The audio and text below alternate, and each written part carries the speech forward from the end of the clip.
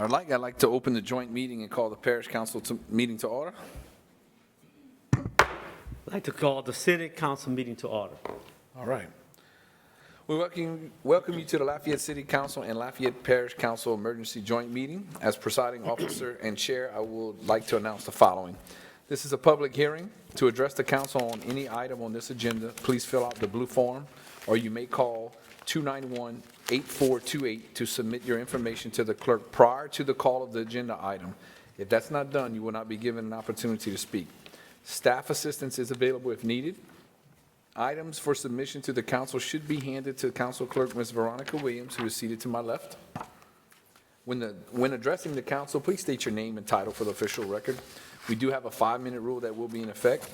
No debating or confrontational statements will be allowed. The front row to my left is for media only. Food and drinks are not allowed in the auditorium, and we ask that you please silence your cell phones or all electronic devices. Meeting procedures are by resolution and not by Robert's Rules of Order. All documents with reference to meetings can be found on the LCG website. And finally, the council encourages your involvement in boards and commissions. If interested, we ask that you please call 291-8800, 291-8800. Chair announcements. Items number 2, JO-053-2020, relative to CDBG-CV grant funds. An amendment has been proposed to add utility payment assistance to the ordinance. As chair of this meeting, I don't have any announcements. Would like to go ahead and move forward. Joint emergency ordinance for final adoption. This is a public hearing, and blue sheets or phone calls are available for anyone wishing to address this council. 5-minute rule does apply. Jeremy, can you please read? Joint Ordinance 53, 2020. An emergency joint ordinance of the Lafayette City Council and the Lafayette Parish Council declaring and certifying a public emergency with regard to the economic impact of the COVID-19 pandemic, amending the fiscal year 1920 operating budget of the Lafayette City Parish Consolidated Government by increasing revenues in the amount of $852,935 in CDBG-CV grant funds received from the United States Department of Housing and Urban Development and appropriating funds within the Community Development Department, and authorizing the Lafayette Mayor President to enter into any and all contracts necessary, incidental, convenient, or desirable to provide for the repaid disbursement of said CDBG-CV grant funds to address the public emergency declared herein in accordance with the terms of said grant, including but not limited to an intergovernmental agreement between the Lafayette City Parish Consolidated Government and the Lafayette Economic Development Authority for the qualification of business applicants for distribution of CDBG-CV grant funds for the purpose of creating and or retaining jobs for low and moderate income individuals. Jeremy, I just want to say you met your AR goal for the month, like in school, because that is a big paragraph, and you did a really good job. You actually do a great job reading. I wanted to give you that compliment earlier, so I'm glad that you had to read it, not me. All right, need a motion and a second from the parish. From the parish council. Thank you. Okay. Motion by Councilman Carlson and second by Councilman Tabor. Motion and second from the city council. Motion by Mr. Andy Nakane, second by Ms. Liz Abery. Okay. At this time, an amendment is proposed to add language for utility payment assistance. Need a motion and a second to consider this from the parish. So moved. Motion by Councilman Gilbo, second by Councilman Carlson. Motion for the amendment from the city council. Motion by Ms. Nanette Cook, second by Ms. Liz Abery. Chair, can I make a substitute motion at this time? A substitute motion? No, not at this. We have council discussions. Yeah. All right. You have everything over there, V? Okay. So at this time, we'll open it up to council discussions. Any council discussions on the amendment? Okay. Mr. Chair, someone may want to explain what the amendment is. Yeah. Okay. Ms. Avery, you have the floor. This amendment is offered by Councilwoman Nanette Cook and I. After discussing and hearing from the public, then hearing from some of our fellow parish and city council members, we offered up what we felt was a fair compromise, or a compromise between the parties that could benefit everyone and be respectful of everyone's districts. Either Nanette or I have had an opportunity to speak with each of you, and and within our conversations, this is where we landed. So definitely want to hear from the public. I think that for us, while we want to support businesses 100%, we certainly recognize that there's a need in the community for support for the people that are the working class, that do work, but are having trouble paying their utilities. And we recognize that the Share the Light program through LUS and Catholic Charities is a well-respected organization that we know has policies and procedures in place to decide how this money will be distributed. We didn't want to reinvent the wheel and come up with restrictions at this point, but we did want to show support for our community. We also took into account all the different surrounding communities in the state and how they are spending their dollars, and so we took that into account as well. I see Councilwoman Cook is also on here, but that's all I have to say for now. Thank you. Okay. Councilman Cook? Well, I couldn't have said it better. In fact, I was going to say a lot of those same points, so thank you very much. But I just, I do want to reiterate the fact that this utility assistance program that Share the Light is well-respected, in place with their own screening policies as well. So it's not just a blank check going into the utilities department.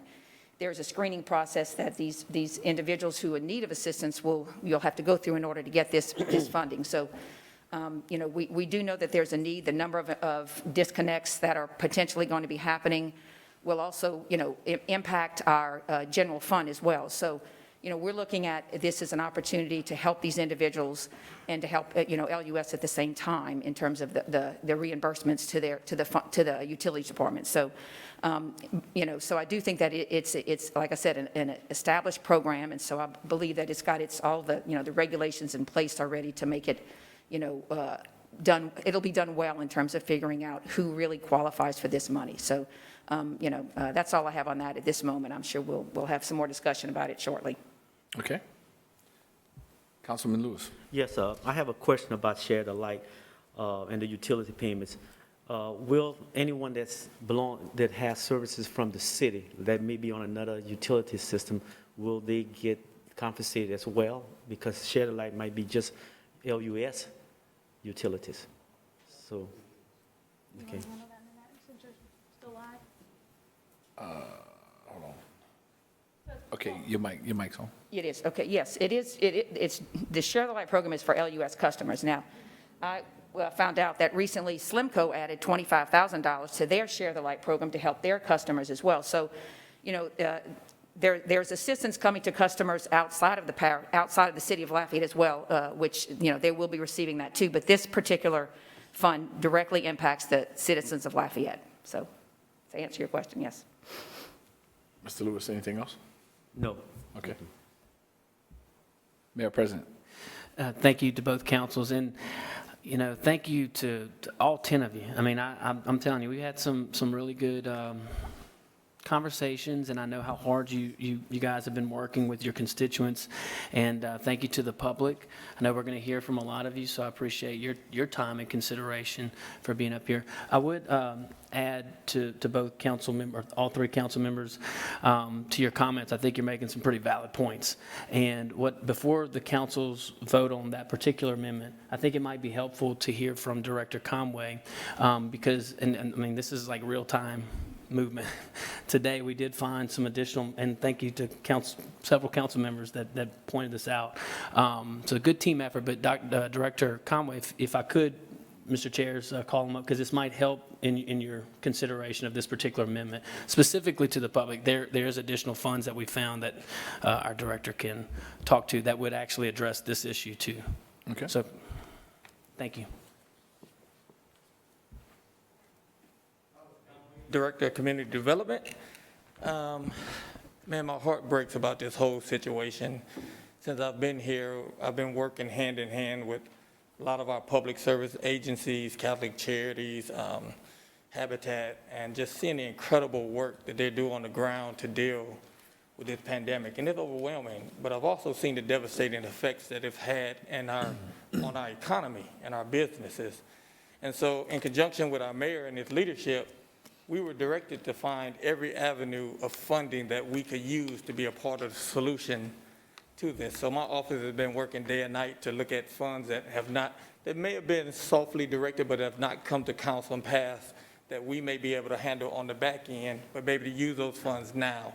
And so we've been able to find, as of now, over $200,000 that we can use to answer some of these questions on rental assistance and utilities and those type of deals. And so we're committed right now to continue to move forward starting tomorrow to make sure we get those funds in the hands of all of our public service agencies to be able to deal with, especially rental assistance and utilities.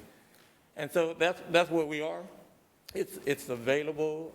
We can assure that we can move forward with that, and that will allow us to also fully invest into our economy and our businesses. Hold on. Hit your, you actually next to speak, so let me just give it to you, Andy. Hold on. Go ahead, hit your mic. Mr. Conway, there I am. Mr. Conway, thank you.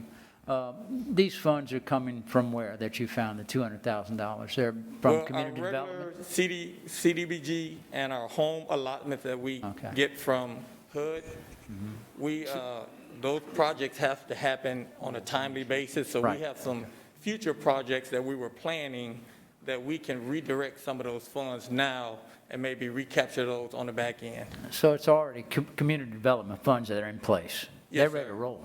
Yes, sir. These are funds from our office. As they say, they're shovel ready. They say what? They're shovel ready. Upon hearing that, I'm really grateful to hear that. Now, and out of curiosity, this is just one piece of the puzzle.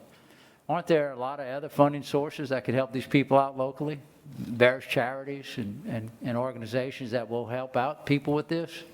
Yes, all of our organizations are receiving funding from various places, and together we're just trying to all make it happen. So, from what I understand is that the businesses we're trying to hit have no funding. There's obviously not just one source of funds to help people that are in need with their utility bills, their rent, food assistance, whatever, correct? Correct. Yeah, so we have other sources, which is a great thing. Thank God for the generosity of the city of Lafayette and the people that live here. These funds that we're directing here, and I don't want to leave anybody out because I do feel everybody needs to be helped. These funds are being directed to create jobs and make sure we establish jobs and keep people working so that they don't go to you looking for money. So they don't come to house and say, I can't pay my rent, I can't pay my utility bill. If we can keep businesses running and keep these businesses with their employees working, we'll not only give our community a lot of support, but also put a lot more in the general fund because these people are working again. And we're not just putting money from one fund into the utilities, which, I just don't see that it's going to come anyway from somewhere, the utility funds. Somebody's going to pay those bills somewhere. They're going to have to. And the utilities department, in speaking with the director, is going to be very lenient in dealing with this. There'll be easy pay plans. There's going to be working with people if they just reach out and work with them. Nobody's going to be hard on these people to get these things done. Now, I agree that we should move forward with putting some money aside, but I think we first need to look hard at the businesses and what money may be left over for the utilities. I can see 10%, possibly 15% being earmarked, but 20% is a chunk that I think we need to look hard at supporting the businesses first who pay these taxes, who actually sent this money to Washington and it came back, and it needs to go back to them to help them out. They are in dire need right now, a lot of these people, to open up again. Mr. Conway, I appreciate your comments, and I appreciate you coming forward and providing us with the money that you found. This is great. This is wonderful, and that's what it's all about. Thank you, sir. Thank you. And the great part about this, the leadership of our mayor, that we're a team and we're all working together. And so he had confidence in our department that we could be a part of the solution also, so that they would not be left out. And we're continuing to try to be a part of that solution, and we're continuing to look and find every available fund that we can redirect to be a part of the solution.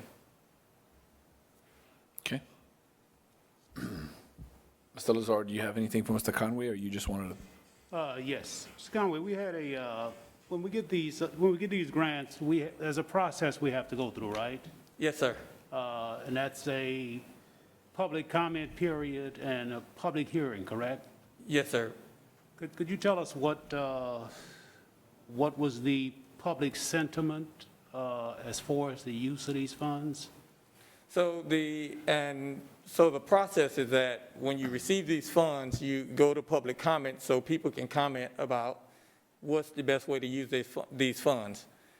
We get together and you decide you collaborate, you come up with a plan, and then you have another public comment where they can comment on the decisions that you made, and then all of the taken consideration is brought before the councils, and they vote either to accept it or that. And so we'll continue to get comments. We had a large number of comments who felt like the money should go to a variety of areas, whether it was housing, homelessness, arts, just a broad range of things.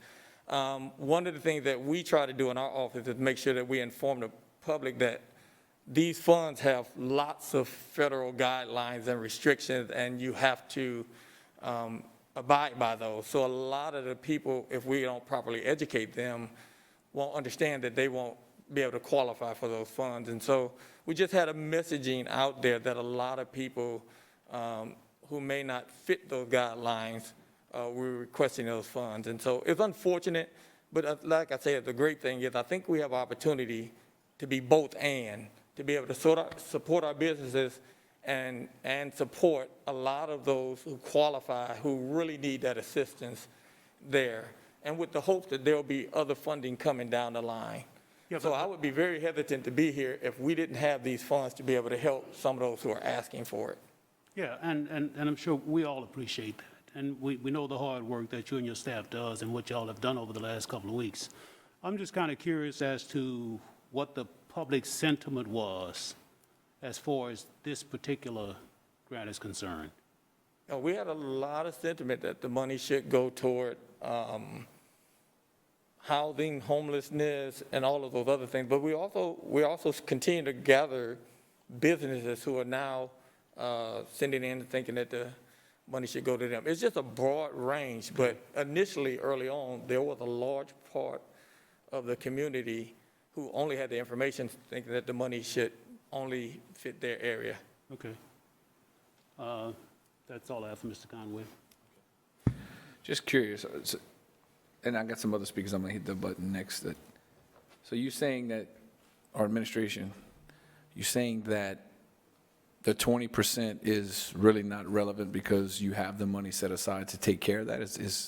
I'm just trying to gather, I'm trying to figure out the position from you guys and Mr. Conway's department. Is the money there regardless of the amendment or not? Or are you saying it's overkill because we have 200,000 set aside for that, and you're wanting to basically, your feeling is that 852 should be 100% for business? Yes to all of the above. So yes, it's, again, I share the sentiments of the councils. Right. I agree with you 100%. I wasn't aware that you had that kind of money sitting aside. And before today, we weren't either, so it happened pretty quick. But thank you to our council members that brought it to our attention. Councilwoman Hebert was the first to call the administration. I appreciate that.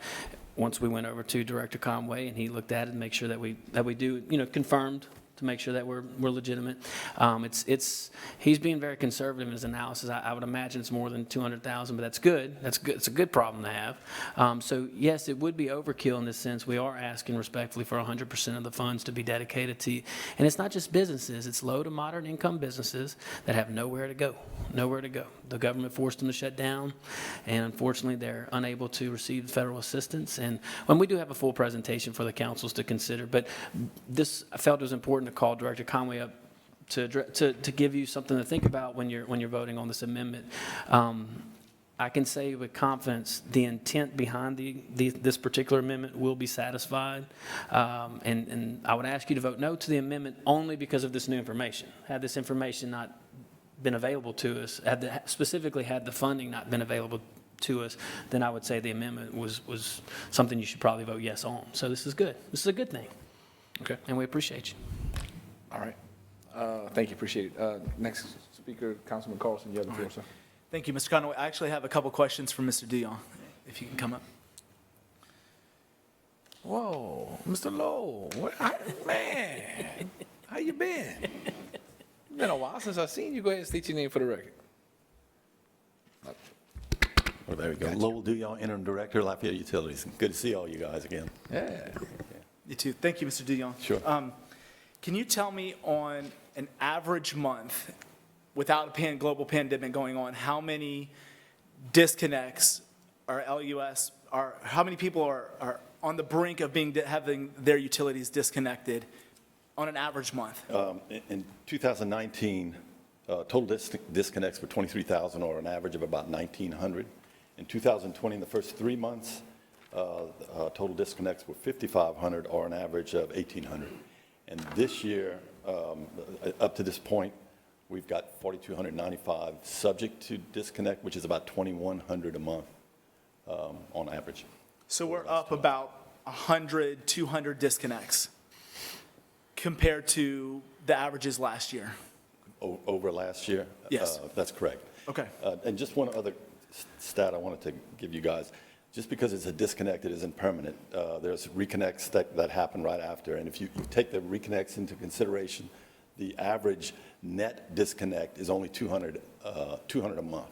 So we work with our people, to try to get them back on as quickly as possible. So there are some reconnects going on also. Right. How many disconnects are we looking at right now? 4,295 are subject to disconnect. These are 60-day and over accounts. Okay, and you're committing to work with those people to work out a payment plan? Absolutely. Okay, The customer service rep's been doing this. This is not new to them. I know this is an unprecedented time, but we're willing to work with them and do whatever we need, give them as much time as they need. We'll be working with them. thank you. So if my math is correct, if we take 20% of the $850,000, and which is $170,000, and let's say the average utility bill is $150,000. Mine isn't that much, I wish it were, but let's say the average utility bill is $150,000, then we can help 1,136 people, and we've got 4,200, almost 4,300 people that are facing disconnect. So for 1 month, if we use that 20%, we could help a fourth of the people that are facing disconnect. For me, while I think it's a worthwhile endeavor, and this is before the information that we just got from Mr. Conway and the administration, I would have liked to have seen that money go further than just helping a fourth of the people that are facing disconnect right now, because we can help them for 1 month, and then that's it. And then we're back in the same boat that we find ourselves in today. So I think that's valuable information, and I appreciate you sharing that with us today. Sure thing. Okay. Ms. Cook, you have the floor. Thank you. I have a question for you, Lowell. Okay, what is the 4,200, what would be the cost to LUS? What is the dollar amount Oh, I'm sorry. It's 1.2 million. 1.2 million for the 4,200 people That's correct. that have not paid their utility? That are 60 and over. Okay, 60 right, days right. and over, yeah. So we're looking at 1.2 million not being paid to LUS because of that? Right. If we disconnect and no reconnects at all. That's Okay. the. Okay, so that's a the big number, exposure. yeah. And what is in the Share the Light fund right now? My understanding, it's about 40,000? We collect 40,000 on average a year. That's Okay. correct, yeah. And does that cover most of the disconnects in terms of getting them back, getting them back up? Or we still struggle with keeping up with everybody, apparently. The money goes to Kim over at Catholic Charities, That's and how true. they distribute it, I don't know. That's true. How that Okay. handles, Okay, that's just, I just wanted to know that number, actually, one point. But I do have a question for Hollis, if you don't mind coming up.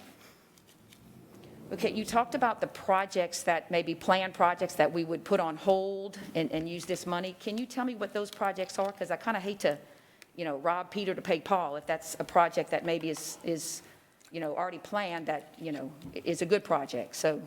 Right, well, that's what took a lot of the process, trying to figure those things out, because you don't want to rob some of your future. Right. So we looked at projects that maybe there was some housing that were needed to be built that are not the highest priority right now when people are losing their houses. And maybe those things can be delayed and be built at another time. And so just like we give for Humanity some money to build houses. They also have plans to build houses in the future. You can't give them funds right now until you're at those projects. And so some of those areas, we had to look at individual projects to see, okay, what are some projects that maybe we can push into next year and maybe hit them on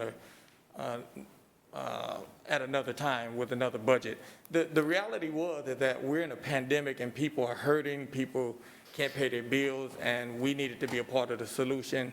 And so when you weigh the cost versus the expense, we wanted to be part of the solution.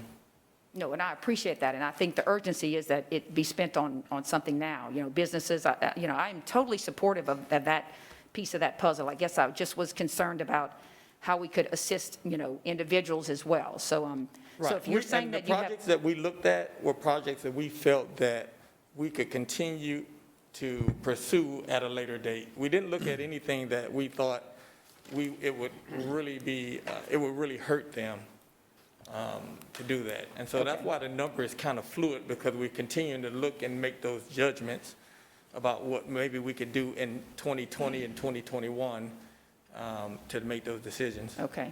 Okay, I have another question about the application process. How long is that application process?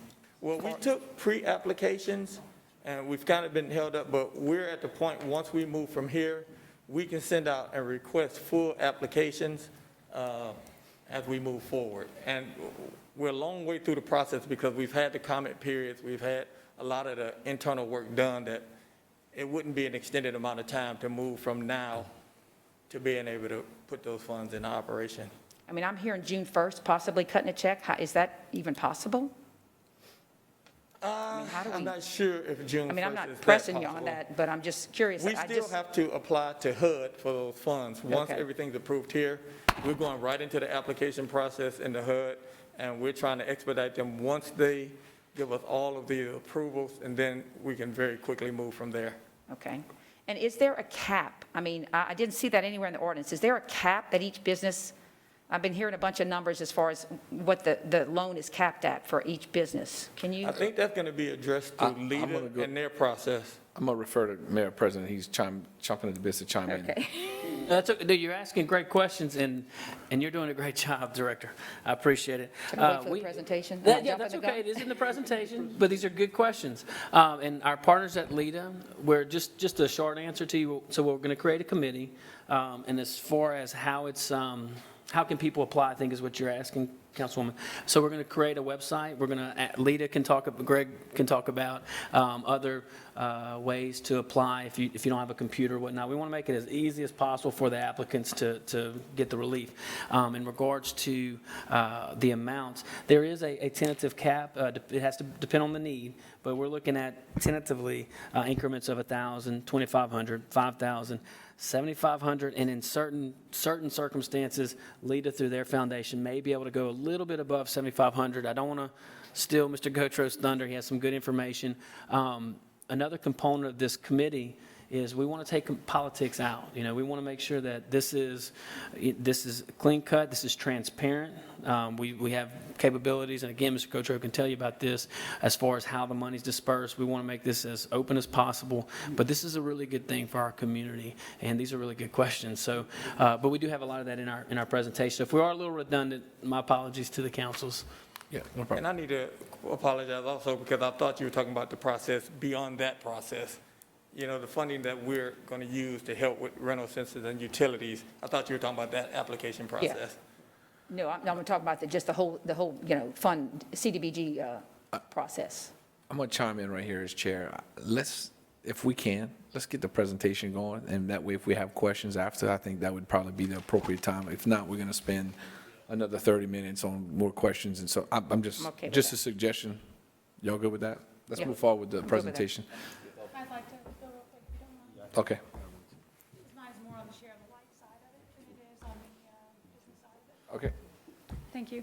So, well, I'm going to call up, if you don't mind, Kim Boudreau with Catholic Charities. Catholic Charities runs the Share the Light program. Kim, you're here. So she's who I've been working with and becoming more knowledgeable on the Share the Light program, and she was able to provide some information to me that I want to make sure you guys all have. But the money that they found is the money that I emailed you all guys about last night. That is the money that we're talking about with grant funds that currently are in the community development grants that come from the CBDG, et cetera, homes, grant funds. That is money that we currently have in budget to help pay for first-time home buyers or rehabbing houses, things like that. I was saying not that they're not worthy causes, they're absolutely worthy causes, but the fear right now is people will be kicked out of their rental homes by their landlords because they can't afford to pay their utilities this month, then they will become homeless. That is what we're trying to avoid, and that's why I specifically said Share the Light program, to me, will help us prevent this pandemic that we may have come up with the homeless. For me, these, again, they are great grants, but right now the need is to keep people in their homes, not first-time home buyers or rehabbing people's homes right now. So that's the funding. I don't even mind amending my amendment if we can figure out a way and give 100% to the businesses, and this funding, if they can commit that money will go to Share the Light, I'll amend this right here. But the problem is whenever I've spoken to them today and asked them about it, they could not guarantee that. And if that's something that they're ready to move forward and say, let's do it, I'll amend this right now. But that's something that we were concerned about. Now, if we want to, I certainly don't want to defer this, but if they need more time to, because I understand that HUD is complicated, they've got a lot of rules, we don't want to break the rules, but I'd rather do this right and make sure that. I'm gonna help you out. You ready? Ready for this? Madam President, your mic's hot. Oh, I have my back to you, sorry. So I No, couldn't that's see you okay. trying to get my attention. No, that's I think you're on the right track. Not only will we commit, but we'll go a little further, and Councilman Lewis, this may go to your point. We do have certain constituents that may not have LUS, mainly in the parish side. I would suggest maybe language to Share the Light and/or to address utility payments. That way, if we do have our Slimco Energy or constituents that are not under LUS's jurisdiction, for lack of better words, at least the intent of what you're saying is getting Sure. satisfied. I think we're all on the same page here. All right, so go ahead, Kim, if you don't mind, go ahead. Sure. Is there any specific question that you want me I was to hoping for you address? to address, because we're talking about disconnections Right. right now, as I know Right. that we're not disconnecting anybody, and we're not even forcing people, penalizing them for not paying their bills right now, but you were describing to me over the phone about what we can expect over the next couple of months now that we are going to start penalizing and start closing, what you intend to see Okay. with Share the Light specifically. Thank you for involving me in this conversation. You may not be thanking me later, but I'm happy to be here and part of the conversation, and this is a conversation that's important, and we're all here because we love our community. Every single one of us in this room, we wouldn't be spending our Tuesday night here in the City Council auditorium if we didn't love our community and the people that live in it. So I think that we're all here for the same reason, because we want to see our community succeed, and we want everybody to come with us. And so with the Share the Light program, I've been with Catholic Charities for almost 20 years now, and we've been a partner with LUS administering the Share the Light program for nearly 40 years. And so we, Catholic Charities, absorb the cost of administering this program on behalf of the city of Lafayette. And so we actually have to raise money to administer this program on y'all's behalf. And so it's a true public-private partnership.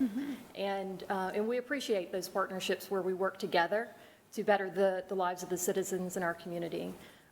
Every year we raise, through the customer contributions made to Share the Light, about $40,000. Those funds I probably could spend on January 1st.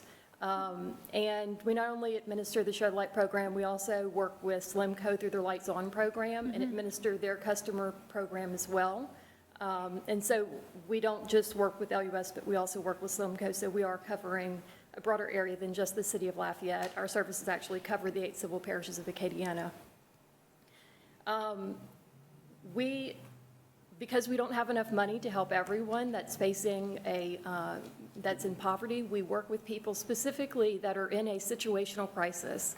Someone that's lost their income in their household due to an unexpected event that's happened, either a medical emergency that happened, their car broke down, someone that had a supporting income in the household left permanently, someone that had an income died in the household. And so we look at each case, case by case, an unexpected loss of income in the house, or an unexpected expense or loss of income. So if something happened in the house, they had something that happened, and they were making it before this crisis happened, and for this particular month, they can't make it. And so we always ask them if they're able to put money towards that bill, we'll help them with the rest of it. There's a $300 cap on what LUS Share the Light program can provide for a family. And we get a lot of referrals from Miles Perrette from hospice. We see a lot of end-of-life patients that need utilities in their homes for the oxygen that they have at the end of their life. And so the situations that come across our office are profound. I'm grateful that we have the opportunity to provide this support to households that truly cannot provide for themselves in a specific point in time. We're not in a situation where we can just help everybody, and so we do take our screening process very seriously. And we feel like we've, had a great working relationship with the LUS team for many years now because of that. With this pandemic, we've all been impacted by this. And when utility disconnections got deferred, what concerned us was that many of the people that we see pay their utilities when they're going to be disconnected. And they generally are paying the minimum amount that they owe to keep their utilities on. So each month they're rolling their balances forward. And they live in a perpetual delinquent status, right? And so each month they're making it a little bit at a time. And they're just keeping it going that way. And when we defer disconnections for 2 months and even a little bit longer now, many people have not made those payments on those bills. And our numbers of people calling us for utility assistance has dramatically dropped in the last 2 months because there's been no disconnections. And so we're really concerned about the number of people that when disconnections resume, that it will be an insurmountable amount of money for them to be able to catch up on. Typically with the payment plan through LUS and with other utility companies, the way that the payment plans work is that you take the arrears that you owe, and maybe this is something that y'all are adjusting and that I'm not aware of yet, but typically you have your arrears, and it's common in a normal cycle for us to see $1,000 utility bills. The people that we see $800, $1,200, that's normal. So if we've gone 2 more months and added to that, they're going to have their arrears that they need to come up with a payment plan. So let's just say $100 a month in arrears payments is what they're going to have to pay every month. That payment's on top of their monthly utility bill that they're going to have to stay current on. So they're going to owe that current balance plus the arrears payment. They're going to have to pay that in full, and they're going to have to stay current every month to be able to keep their utilities on. And that could be something that I know that y'all have been trying and working in every way that y'all can to figure out how you can be flexible. And I know that y'all are going to be flexible to the extent that you can be, because y'all always have been. And LUS has done a great job in customer service and has always been helpful. But we're concerned about people's ability to make that initial payment to get on payment plan and to just stay current every month. Mm-hmm. And so we're really concerned about what we're going to see, the number of calls that we're going to get, in particular about utility assistance and the disconnects that we'll be seeing. Perfect. Well, then that's all I have, unless anybody had anything for Kim. I do. Oh, I do have for Kim and Hall.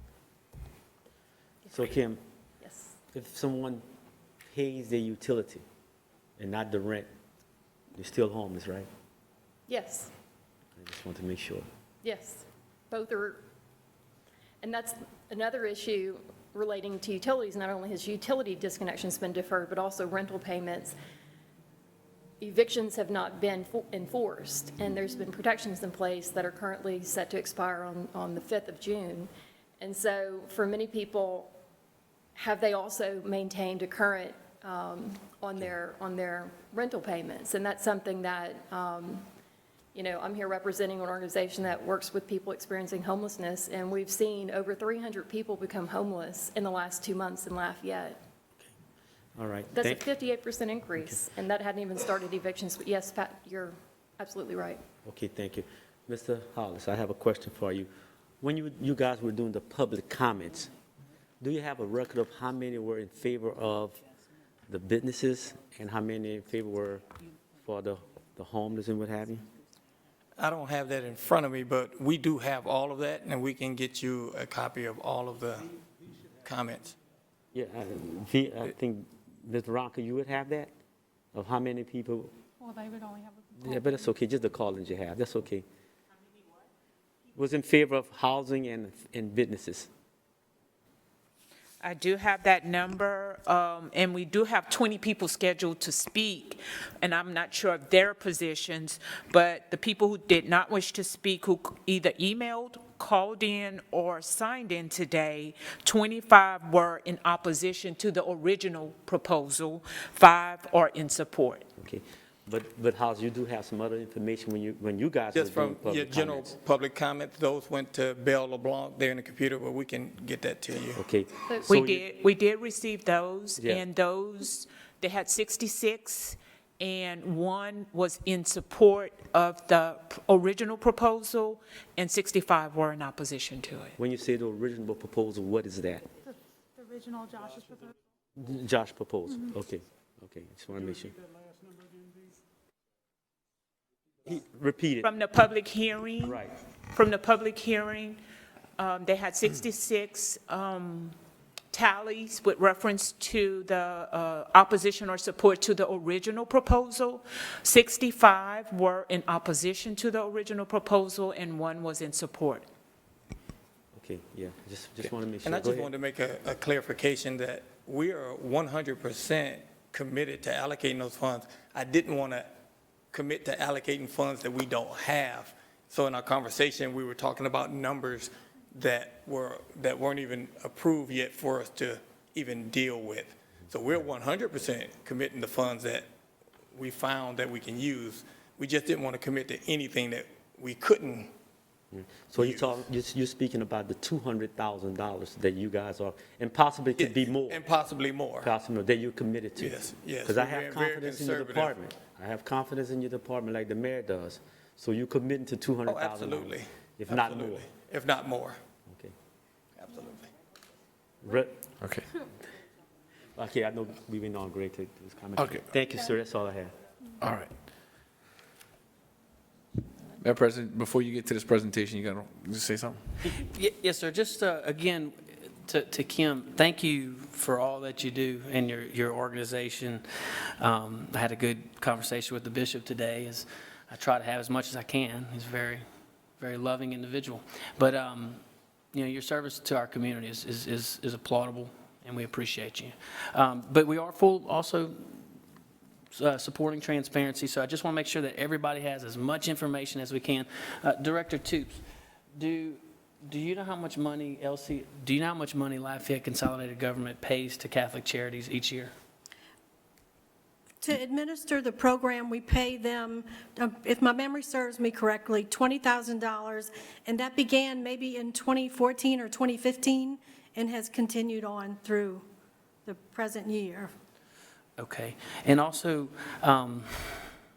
again, just for the councils to consider in making a decision, and I recognize that this is a very important topic. We all do. And I appreciate I think it was 67, Madam Clerk, 67 individuals that called. I would just, again, point out that there's roughly 125,000 people in the city. There's just under 250,000 people in our wonderful parish. So take that in consideration. That is a lot of individuals that called, and I appreciate every single one that took the time to call. I'd also like to just highlight my appreciation of the situation, that this is definitely a different situation or a unique situation in regards to who we're targeting to help out in this situation. Our nonprofits do a wonderful job for our city and our parish, and we can't thank you enough. But they are used to this process, and they are used to when they hear CDBG, they know they got to go apply, and they got to apply, be very aggressive. It's competitive. Our businesses are not used to this environment, especially our small business employers that are used to making money off of their own hard work. So just take that in consideration, and again, Kim, I appreciate everything that you're doing, and please continue your hard work on behalf of our wonderful community. Thank you. That's all I have, Mr. Chair. Okay. That amendment that she had talked about, administration would be on board with that? If she were to change the amendment and make sure that the 200,000 Or Or more, as more. Councilman Lewis Or mentioned. more. Yes, and Director Conway is already working on it. I see. He won't be ready tonight to do it. he might not be ready Correct. But to we do are, it. but we are on the record. I'm committing to it, and thank you to Councilwoman Abear brought it to our attention earlier today, and I think it was a great find in the budget. This is good teamwork. Everybody wants to satisfy the intent behind what the amendment was. Now we know that we can not only satisfy that intent, but it'll actually be more than what the amendment would have assigned. So this is good, and we get to help out our small business employers. So, All right. thank you. You got it. And I don't mean to rush you, but this thing is getting long-winded, and we really need to get this presentation going. Ruben, can you wait for that presentation? Or you want to ditto everything else? Are you good? You want? Okay, look, hey, I got to show you. You're the parish guy, one thing. That's all good. Go ahead. So 20% is 170 and another 200. Be nice to give it all. That 20% and them 200. Just a thought. Something y'all can think about. All right. At this time, we'll turn it over to the presentation, and Mayor President, whoever's conducting the presentation, please come aboard. Both mics are on. I can also turn the middle mic on right here by the laptop if you need. You doing the presentation? I think the mayor is going to speak. He's just going to be the Vanna White of it. Oh, I got you. You like the caddy with the golfer. You just yeah, I got you. Our CEO reminded me, we missed the deadline for the digital presentation, so we're going. Y'all had some funds in somewhere, though. Y'all Yeah, got, let's see. y'all found That's some right. money, man. So we're going old school here, and Kindergarten, baby. that's all right. Bring me to school. Now, if Jamie can flip it and talk, it would make my life easier. Well, So, all right. Let's see here. All right, good. I'm going to do my very best not to blind any of our audience there. Okay.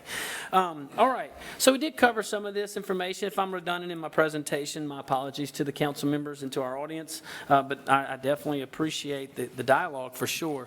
So just to remind everyone, Lafayette Consolidated Government was awarded $852,953. My notes say 50. Let's just say $852,935,000. Okay. Update my notes. And this is in the form of a community development block grant. Now, our proposal to the councils is to help our businesses who were forced to close by the government at some point by an emergency declaration, who have not received any other funding, federal assistance, and one requirement, as Director Conway mentioned, is low to moderate income businesses. And this is very important. This group, as we mentioned, unlike so many other areas or so many other needs and issues and citizens in our wonderful parish, this group has nowhere to go. Think about it. The government forced them to close.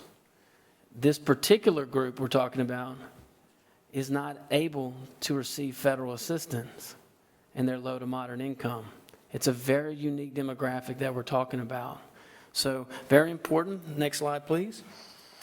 Of the estimated 25,546 businesses here in Lafayette Parish, 2,842 were declared prohibited by emergency order of the governor.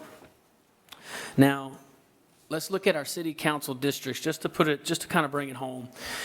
District 1, which is Councilman Lewis, we're at 224 of these 2,842 businesses. And let me, one other caveat. These are businesses in our parish that were expressly prohibited.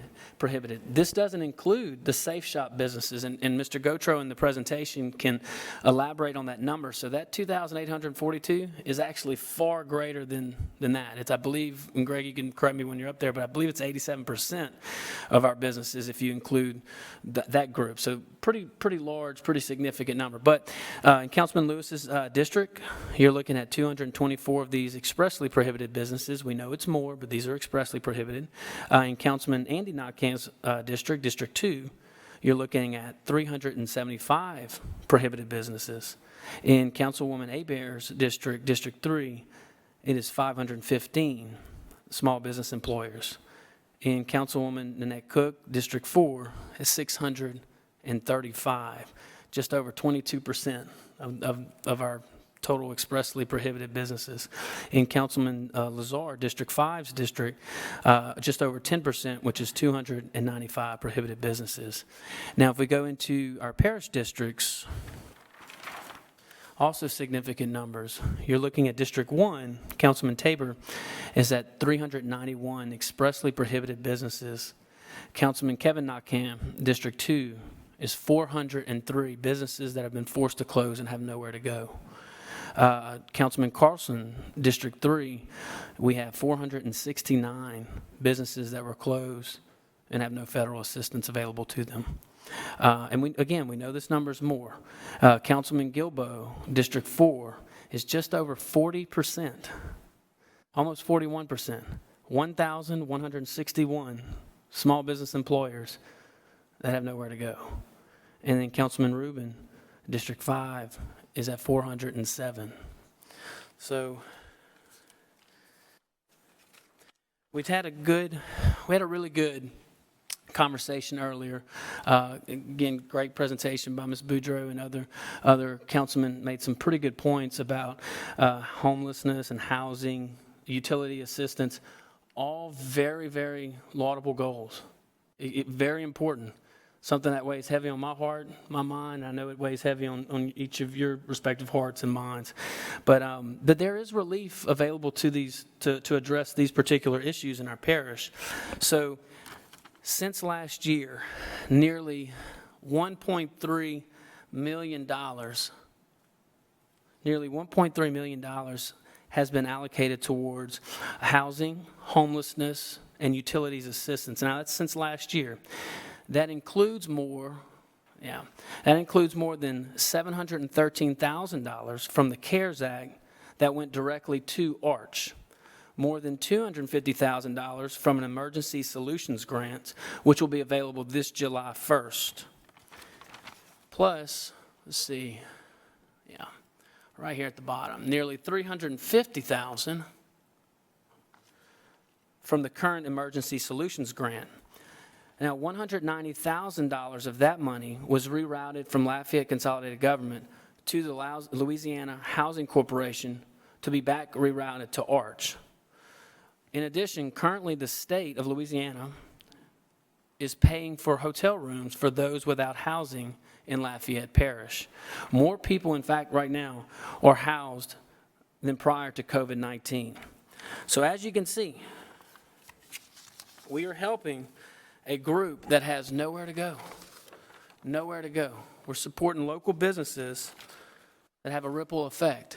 But let's just put in perspective, who are we talking about? We're talking about people we see every day, stylists, photographers, artists, both visual artists, musicians, salons, caterers, mom and pop restaurants, venues, tailors, dog trainers, bakeries, wedding planners, and I can go on and on. These are people that are in your lives almost on a daily basis that we just maybe sometimes forget about. But we have a chance not to forget about them now.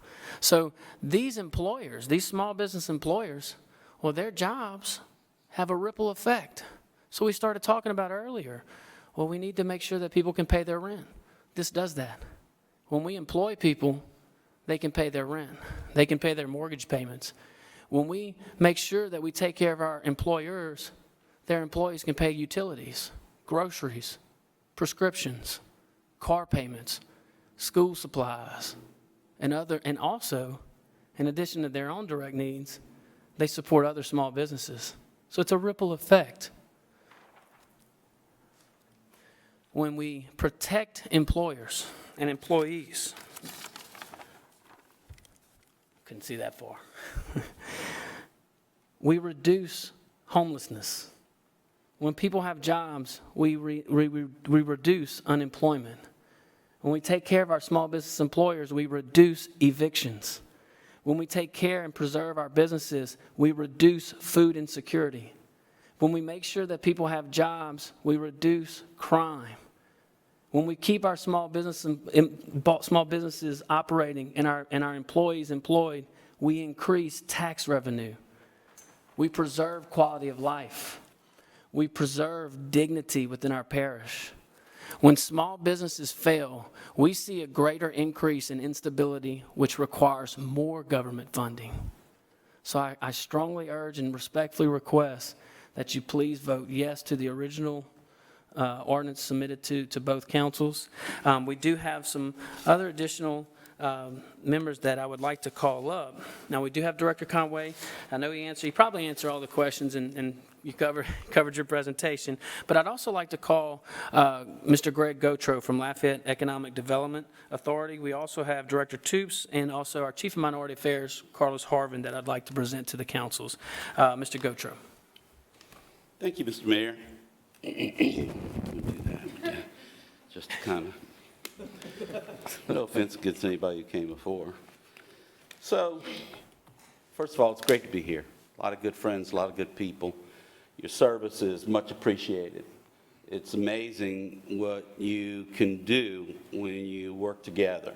And I'm seeing examples of that day in and day out. We need that through this time, don't we? So I probably haven't been up here for a decade, 10 years maybe. I think Andy was on the council the last time I was up here, your first time. And so I'm not up here to waste your time. I'm up here to kind of make a little presentation and answer any questions you have. So in my 30 years of economic development, I've never seen our economy impacted the way it is right now. Not during the oil bust of the 80s. This is worse than that. And not during the national recession of 2009, 2010. This is much worse than that. And not during the last downturn in oil bust in 2014. We've already exceeded in 2 quarters, really in 8 weeks, not 2 quarters, I'm sorry, 2 months, more unemployed than we experienced during the 2014, 2015, 2016, 17 oil bust. And so there's no doubt there is need to keep people working and to get people back working. I have been pushy a little bit about that. I feel like people have to have a job. We've got to figure out a way to get more people to work. And I want you to know that every industry is being impacted, in every community in the United States, perhaps the world. And so every business is facing uncertainty. Uncertainty can kill a business. We have to provide some lifeline. In our nation's history, we got one model that I know of. And it's been referred to me by a lot of folks, and as a little bit of a student of history, I understand how our nation went from 18th or 19th in industrialization during the Great Depression and came out number 1 in the late 40s and early 50s. And it was because we worked our way out. It's the only way we're going to be able to get through this. We're going to have to work our way out. And listen, who are you going to tax? We can't tax our way out. We can't spend our way out. This is potentially a depression coming to our state, our nation, and particularly here because of the impact, the double whammy of oil and gas, and the fact that we have been betrayed by countries, and that has resulted in thousands of our oil and gas workers, high wages, unemployed. So 32,000 people in this parish alone in the last 8 weeks. Now, we have to get our businesses open. We have to figure out a way to protect our most vulnerable citizens, but we've got to get our businesses open. We all have a role to play in supporting local business and their employees, who are friends, families, neighbors, colleagues. And I encourage everyone to support a local retailer, service provider, or business over the coming weeks. If you've got a few dollars, please spend them, because we need it. Now, these are the businesses that collect sales taxes to fund schools and essential government services. These are the businesses that support your church and your sports teams and buy your ads and your programs. And many among these 2,800 businesses that were forced to temporarily close when classified as prohibited by businesses in the governor's order. And I can give you lots of information and statistics about that 2,800, particularly the 2,400 that are below 10 jobs. 2,400 of those 2,800 that you saw in our mayor's presentation have 10 employees or less. And I'm not trying to steal Laurie's thunder here, but the top 20 businesses in the parish are the only businesses that are considered large businesses. This is not a community that has been built on large business. This is a community that's been built on entrepreneurism.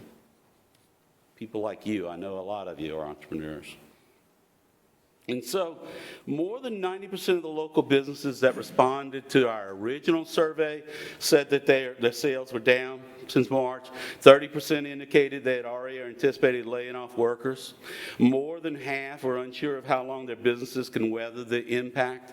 And recently, just a couple days ago, in a paper published by the National Bureau of Economic Research, restaurant owners only expect 15% of all restaurants to survive if this continues for 6 months, and it's what, 2 months old, 2.5 months old. So we have to step up for business. We have to step up for small business.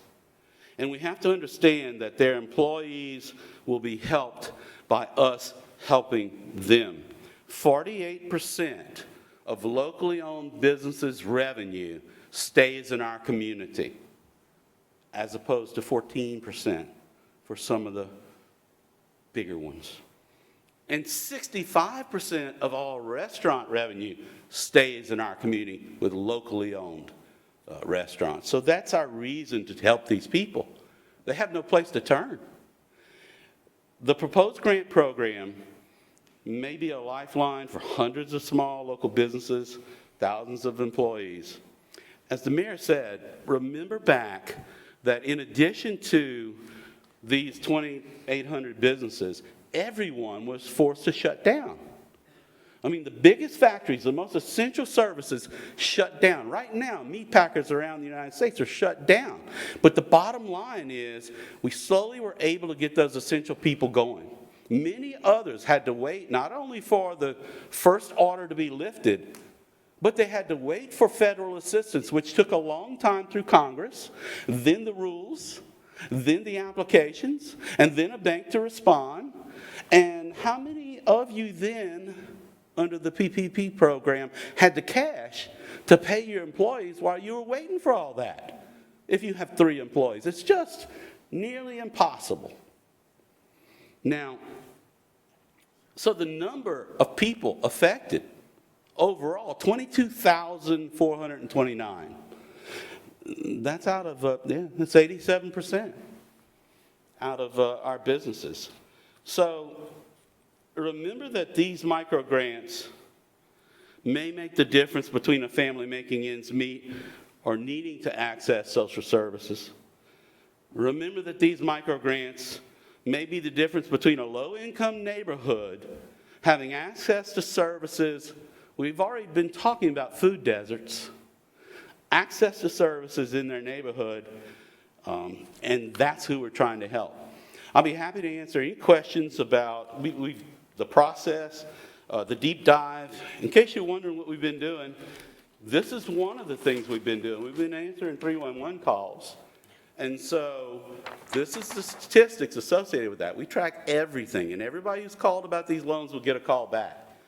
We've also helped and worked with our city to distribute about 61,000 masks so far, created hundreds of safe shop businesses, every one of them with a personal touch from someone from LEDA or the city. I think you're being represented well. And I urge you to support this ordinance. Happy to answer any questions. Okay. Yes, sir. Ms. Williams, can you help Councilman Andy Nakhan get his last name spelled correctly? Wow. Because I can't let him go down You like can't that. pronounce that word anyway. And I mean, Nakhan, you I can was like, pronounce not N-A-Q-U-I-M, like, It ain't gonna work. please take. The staff has been we made both- aware of it. We're going okay, to we correct both- it in the It morning. ends with an N, just Naquin, right? Thank you, sir. I just want to, now you have the floor, it's all yours. Mr. Gotro, thank you. You said there were 32,000 new applications for unemployment benefits in Lafayette Parish? Lafayette Parish. That's amazing. Yes. I would venture to say there's probably 25% of the workforce at least.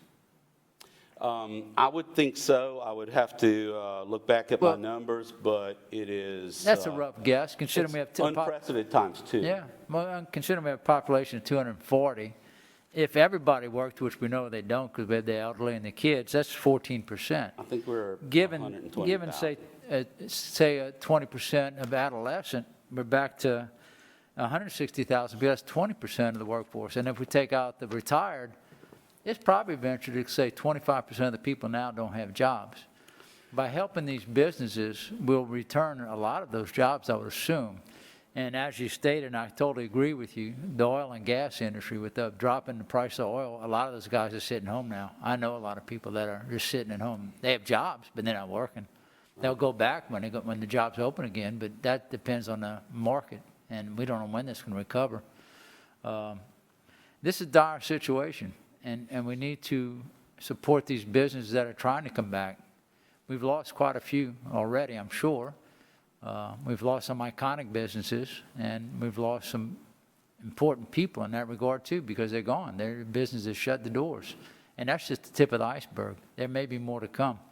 If we can reach out and help them, we'll maintain some of these jobs and get these people back to work, which again will help the economy and help to stimulate what's going on. Now, out of curiosity, with all these businesses struggling right now, are they getting tax breaks on the rent they owe from the people they might lease from with their businesses? No, sir. They're not. Are they getting tax breaks from insurance companies? No, sir. They still got to pay their insurance and maintain all that. Are they going to get tax breaks on their taxes at the end of the year?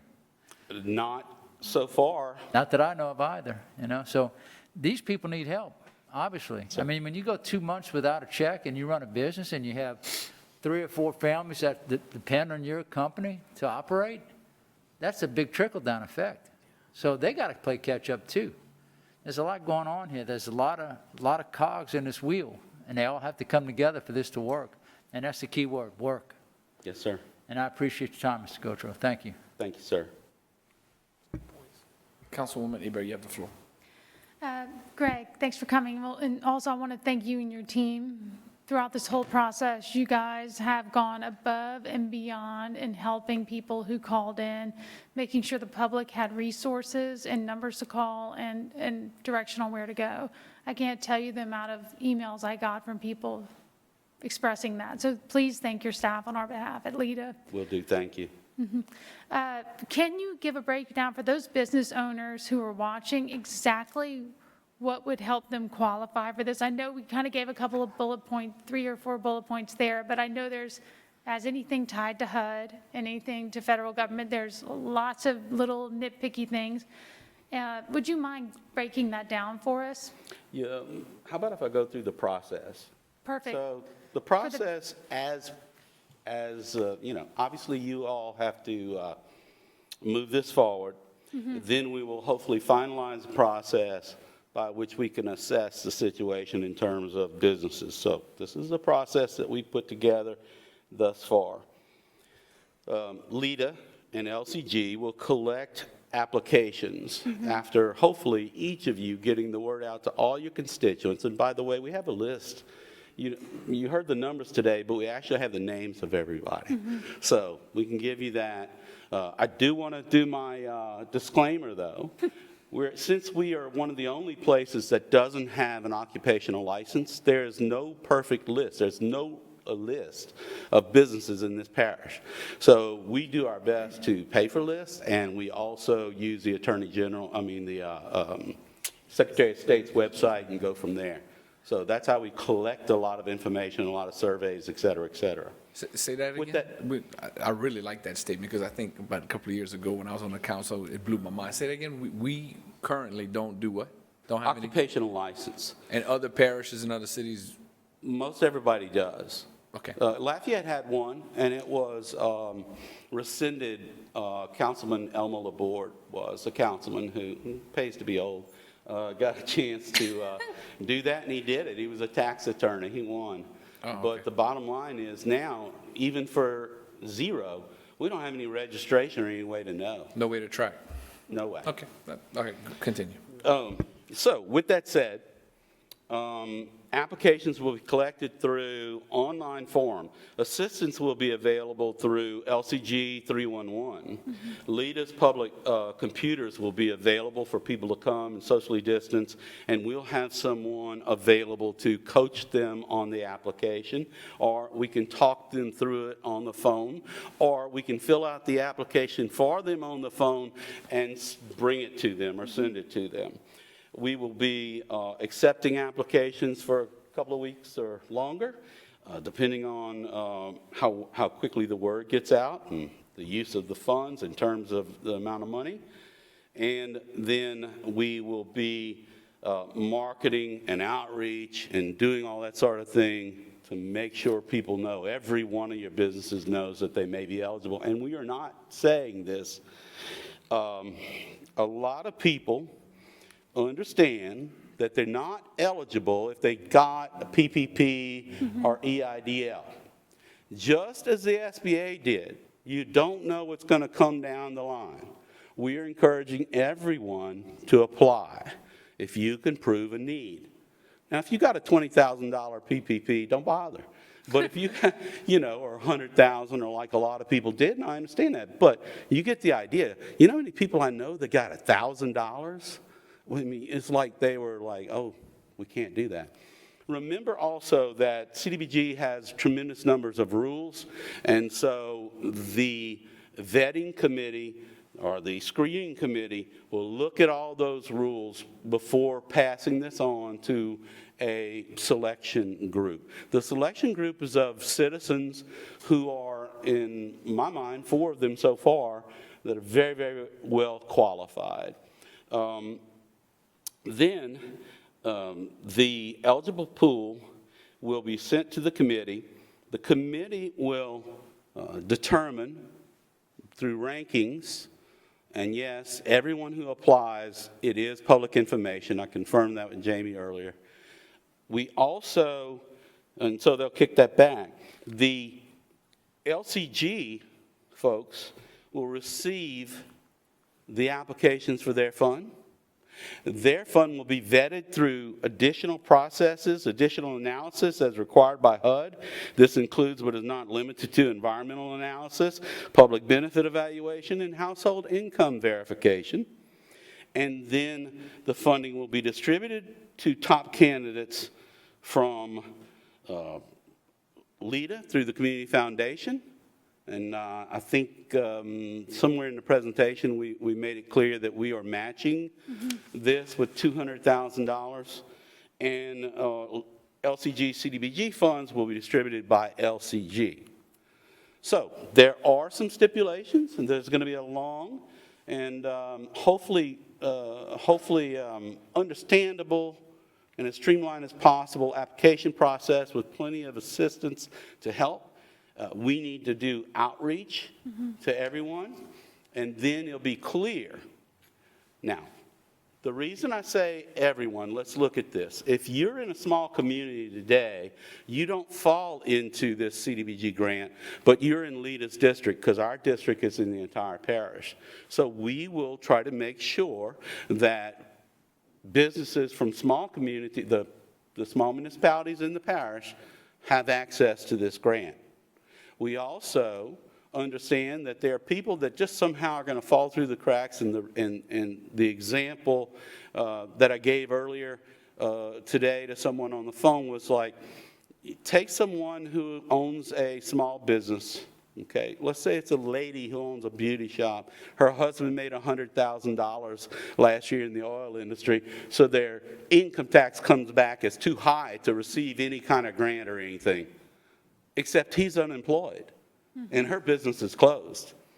And if $3,000 can get them back, at least her back in business, that's where LEDA and our grants will come in. And so the process is going to be very open. It's going to be a lot of scrutiny by anybody who wants to look at it. You look at the applications. We've got a wonderful group that vets it. And I think it's well thought out. We're going to move as fast as we can once you give us permission.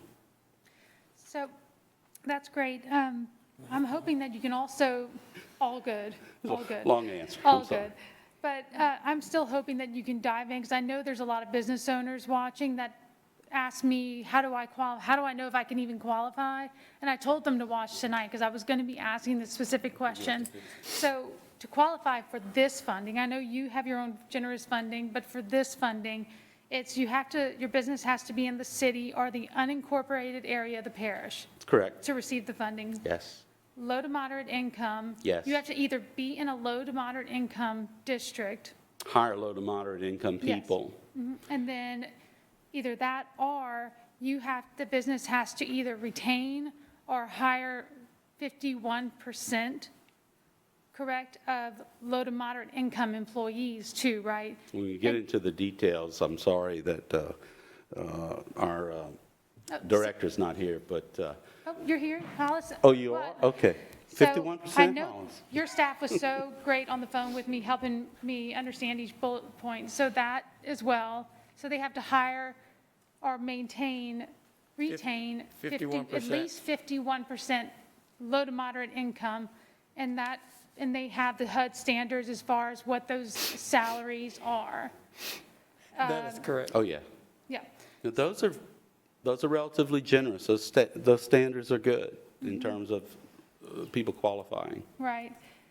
I know it's like for a family of four, right over $51,000, family of two, $41,000. Right, which is about $20 an hour, right? So you have to it's kind of maintain a that. living wage. Not for a family of four, that's why it falls into the group, but it Right. works. And then, help me out here, Haas, I don't want to steal your thunder, because I know you and your team have been working on that, as far as what does business know they need to qualify for this funding? And one of the things I'd like to add is what he said, that if you're not sure, apply. Oh, always, absolutely. Because Absolutely. all the standards are going to be hard to remember, but we will have, between LEDA and our staff, we will be monitoring and filtering all of those. And if they Absolutely. qualify, we'll move them on. If not, so if you're unsure, please apply. Absolutely. And so, let me find it. There was a lot. You covered almost everything there, the 51%, the low to moderate income, city unincorporated areas. And HUD is still continuing to update some of those things, whether they're making adjustments for it. And again, my office is monitoring those to make sure that when those applications come Sure. through, that if something changes, we will make sure that we adequately make sure those applications either move forward or be moved to the course. side for consideration in other forms of fashion. And so I don't have all of those, well, I may have it right here. They'll all be in the application. They'll all be in the application. They'll be able to easily identify, but even if they're not sure, they can still apply. Also, I'd like to point out that starting tomorrow, they can call 311 Perfect. and say that they want to apply. We will call them back when it's time to apply, and we'll tell them, option two, 311 option two, and we'll tell them where to go. We'll also put that out, as we said, publicize it and put it out everywhere.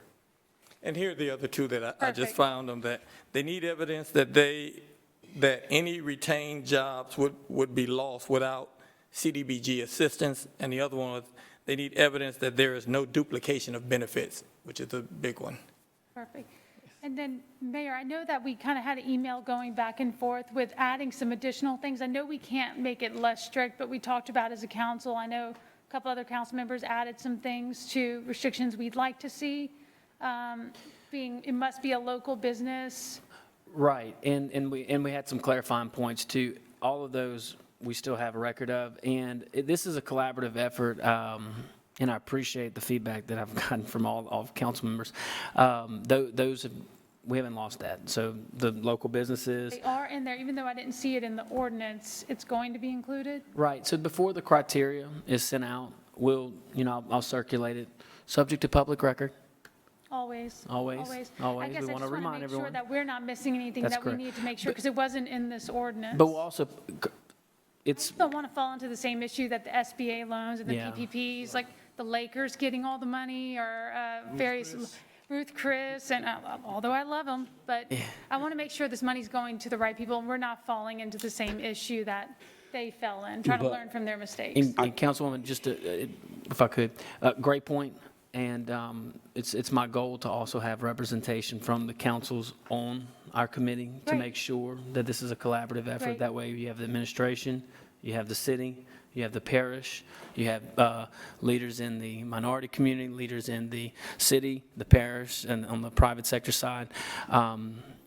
This is a really good thing, and you guys gave me some really good feedback. So we're going to incorporate all that into the criteria. And we're also going to make that public, too. It's not, you don't have to ask for the public record request, because we want our businesses to know what the criteria Right. is. Right. So that way they Perfect. kind of give a head up. But just to elaborate what everyone's saying here, when in doubt, please apply. When in doubt, please apply. Thank you to our partners at LEDA, who, Mr. Gautreaux, you didn't even say it, but I hope I can say it now, that LEDA has partnered with Lafayette Consolidated Government and will match, Yes, what is that amount? 200,000. $200,000 to help in this process, because we do have certain businesses in our municipalities. We are one parish, someone alluded to that, we are, that Lafayette Consolidated Government doesn't have jurisdiction over, but there are certain businesses that maybe did receive the $1,000, or I'm using that amount, or received some aid from the federal government, but it was insufficient, where that would disqualify them under the CDBG dollars. That's somewhere LEDA can come in and fill in the gap. So again, to all our business owners out there that were forced to close, when in doubt, please apply. And Mayor, by the way, and Liz, if I may say one more thing, and that is, by putting the money at the foundation, our money at the foundation, even though we still follow all the public rules, we're going to ask for people to make donations Wow. to the foundation to support this fund.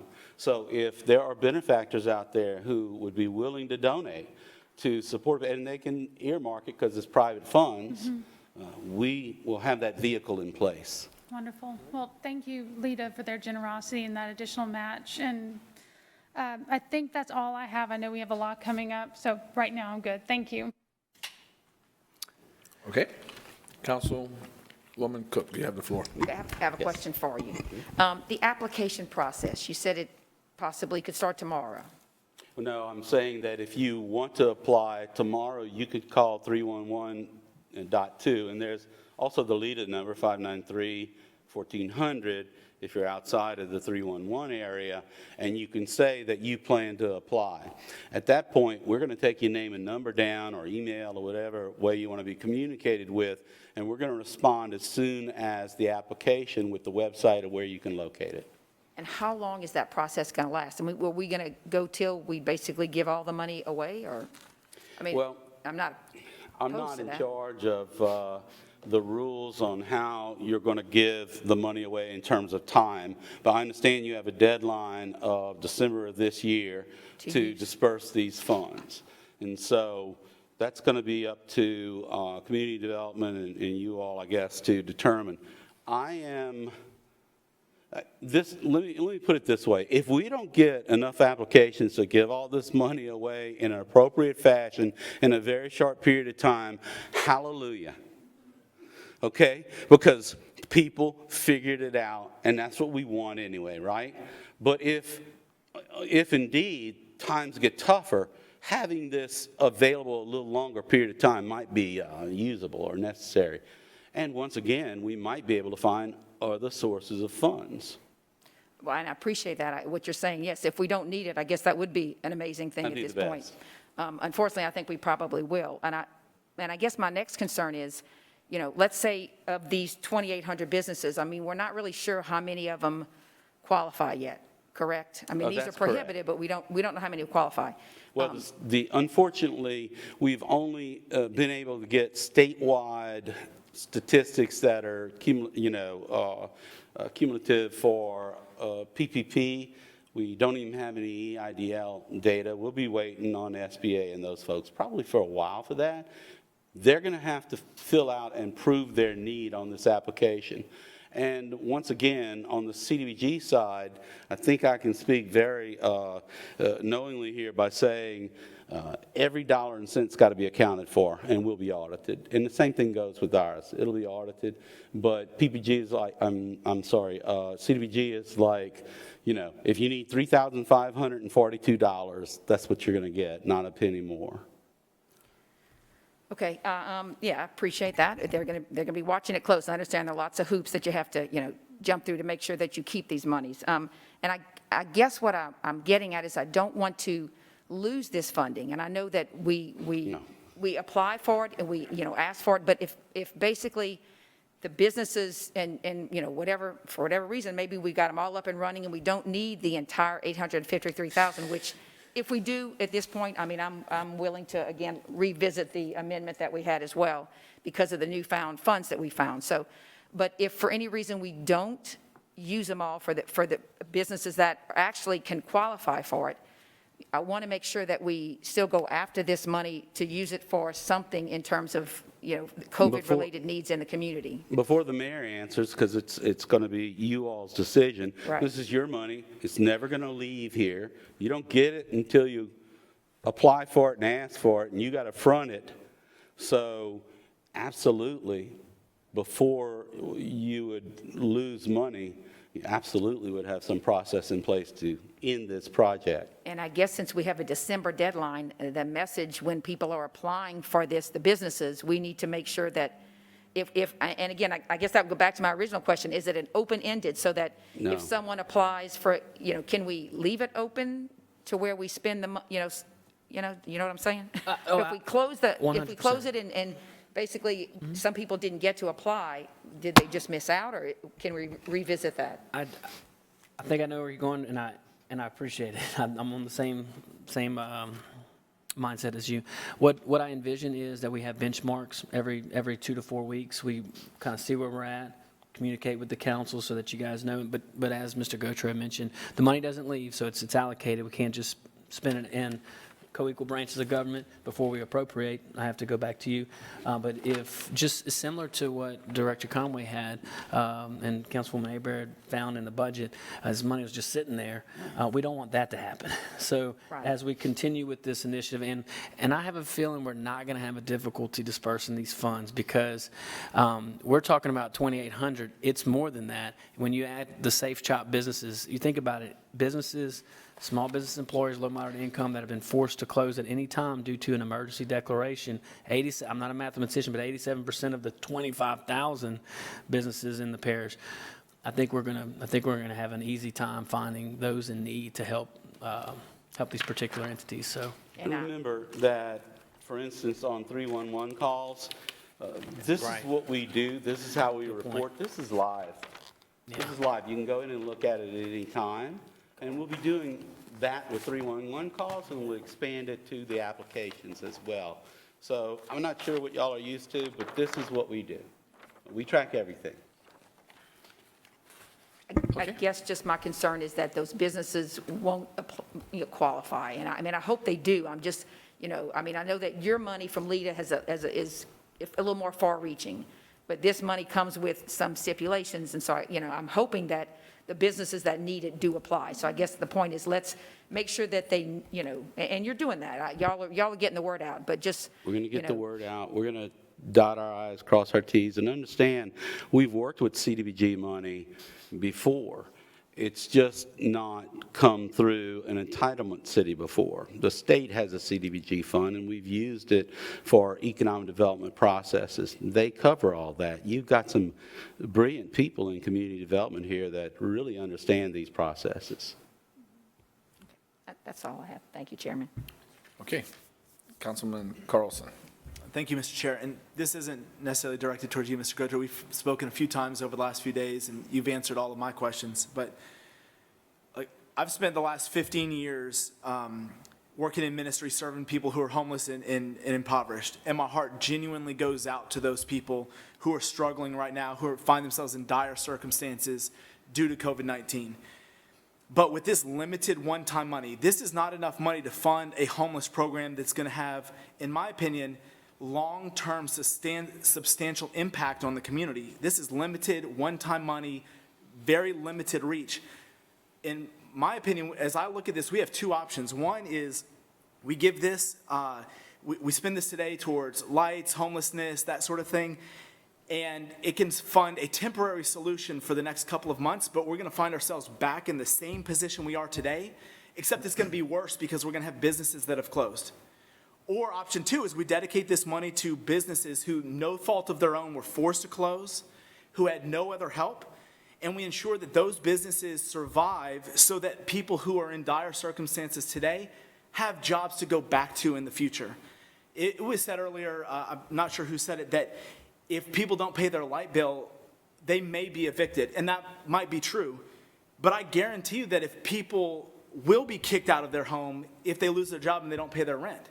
And this is a way to ensure that that money doesn't just keep businesses around, but all those employees. How many employees were represented by the 2,800 businesses that you told me? Wasn't it 14,000? 2,400, which is just, well, 18,500 for the 2,800. And if you go down to the people with 10 employees or less, it's over 7,400 employees affected. So we're talking about 7,000 up to 18,000 employees could be directly affected by this. That has a far-reaching and longer-lasting impact than anything else that we've discussed tonight. And so I think it's vital that this money goes towards those businesses. Okay. You're welcome. Councilman Lewis. Thank you, Mr. Chair. Greg, Yes, sir. question. Tell us exactly what the 311 is all about, and what is this? Is this a feeder for? Just tell us exactly what it's about. Well, the 311 system is a way that thus far businesses and employees and unemployed and practically everybody across society has called. They've reached, we have usually between 5 and 10 employees on the phones, answering the phones, minimal wait.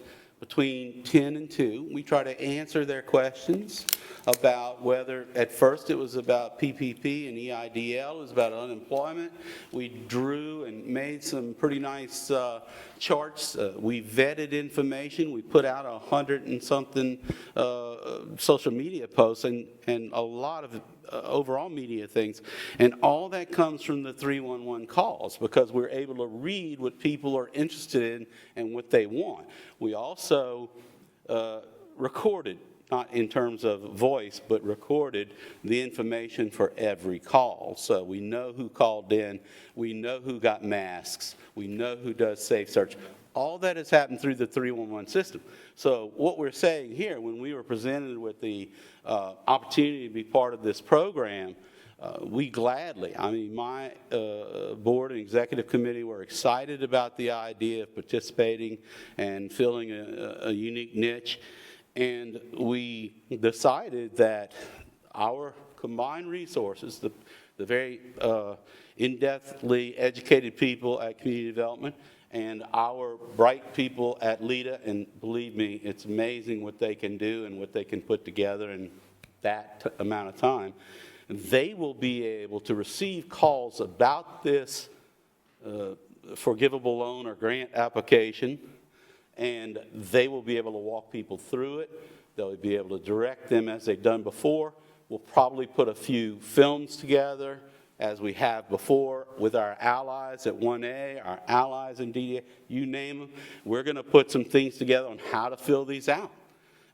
So we want to leave no stone unturned, starting with 311, Mr. Pat.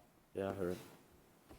So my question again is about, I remember Mr. Mayor was saying something about forming a committee to vet all these people that's applying. So hearing what you were telling me, all these questions you guys are going to ask the call-ins at the 311, is that the vetting are still going to go out to the This- committee that you? This you is put the, together?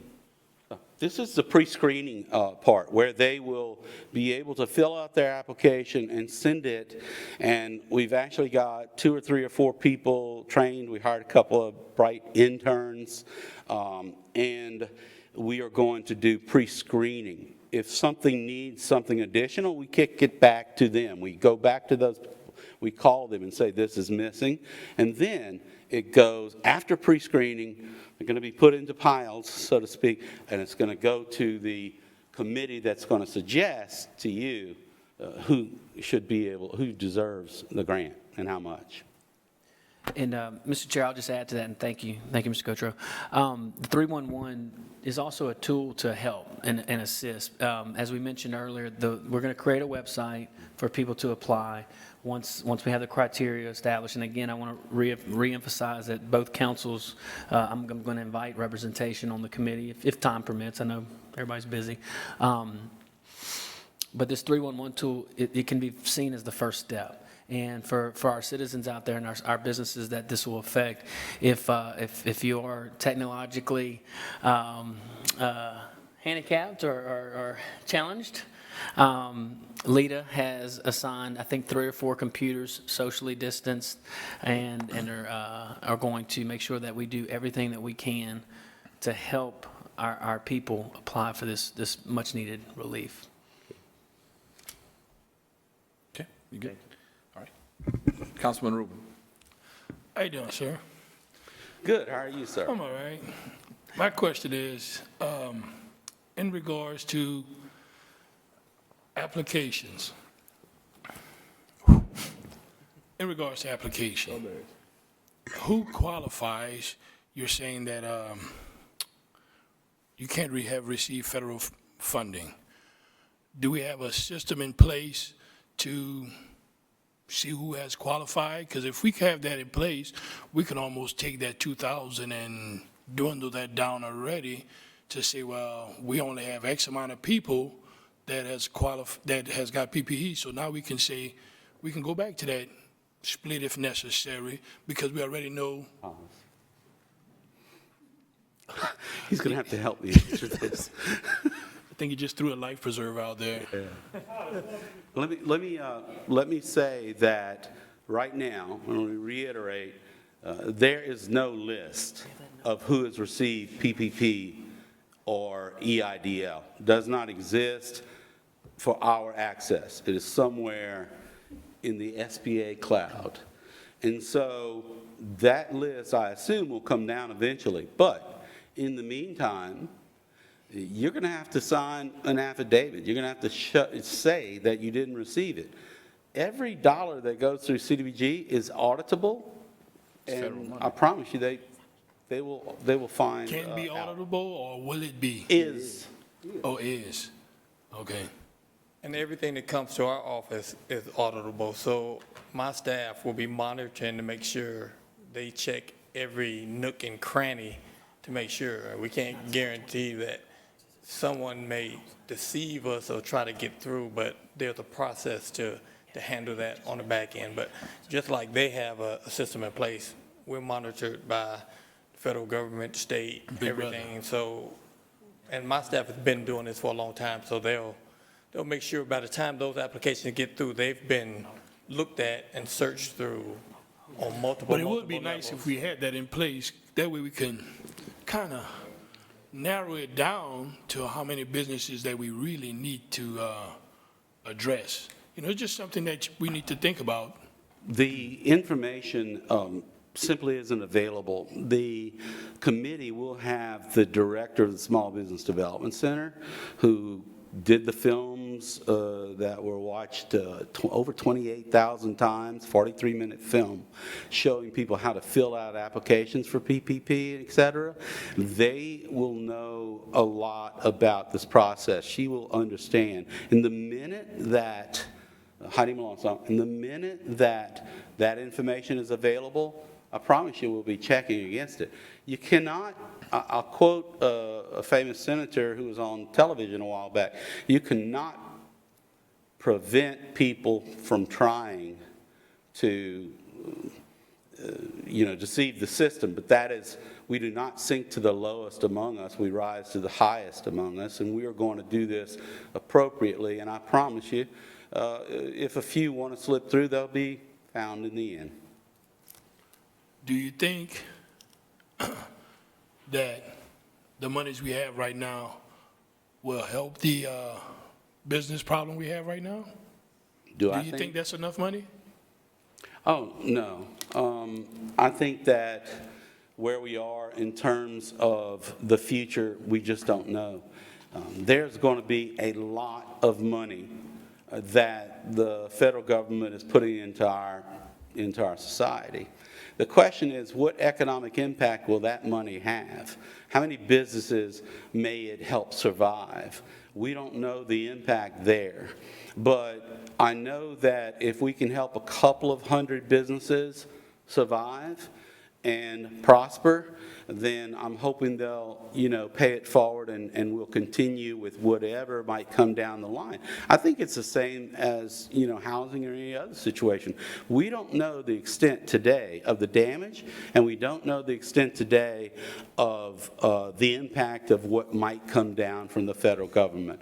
But I do know that the only people that will come out of this are those that work their way out as a business person, and we have thousands that were forced to close down. And we've got to do something to help them and help that 7,000 to 18,000 employees that were working for them or are working for them. And I don't think anybody will get it that doesn't deserve it. Okay, I got one last question. Let's suppose we do a split amongst this money's here, and money's come down the pipeline later on, let's say for housing. I think they mentioned an 80-20 split. Let's suppose later on housing gets money coming down. Could we say we can split that money and do the 80-20 for housing and 20 for business? Is that possible? As money come down, we continue to split it. That way everybody continues to eat off the pie. No.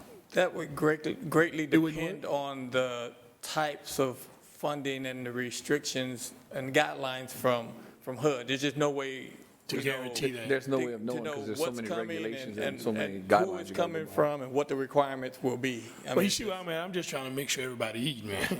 As much as we can. I'm good. Okay. Councilman Lazar. I just wanted to make a point of clarification, and certainly I'm not opposed to helping businesses, and certainly I realize the importance, especially local businesses, because we know. Okay, just making sure your mic was on. Because we know about the return, and we know it's much greater with local business than it is with a national or franchise business. But I just want to clarify that the people that we're talking about assisting in the alternative, if you will, are not necessarily the same people that we're talking about employee-wise. It's not necessarily the same people or the same population. Right. It may cross over, but we can't operate on the assumption that it's the same people. I want to make that point. Yes, sir, and that's why there are percentages and income levels that have to be met. But yes, sir, we understand. I do want to point out one thing, and this is my nature, I'm sorry. But like a person, not making an endorsement, but a person that owns one Subway who lives here, I think they should be included even though they belong to a national brand. I think that sort of thing, but that may or may not fit within the rules. But basically, locally owned or locally owned franchises, I think, should qualify. Okay. Councilman Nakia. Yes, sir. We were talking about, we have approximately 25,000 businesses in Lafayette Parish, correct? Yes, sir. And we were thinking somewhere around 87% may have been affected one way or the other detrimentally in this pandemic. So it's not just 2,800 businesses, it's 21,750 businesses we're looking at. That's a lot of employees. Yes, sir. So, and I really feel that this money needs to go to get people back to work. And then we'll, like you say, pay it forward and to get more people eating again. Yes, It sir. certainly will help that. And I agree with you also in the small business owner can be part of a franchise. A lot of people own one little small part of a franchise. It happens. That's their out. That's their way in. And they have a major investment in that franchise when they jumped in there. They had to pay a lot of money to get there. So, no, it would help look at everybody who is owned locally. Right. That's the whole point, is it owned locally. You don't want somebody in Dallas benefiting on local dollars. They have to be owned locally, and I know you're going to screen for that. Yes, sir. Thank you again, Mr. Gotro. Yes, sir. Okay. Councilman Lewis.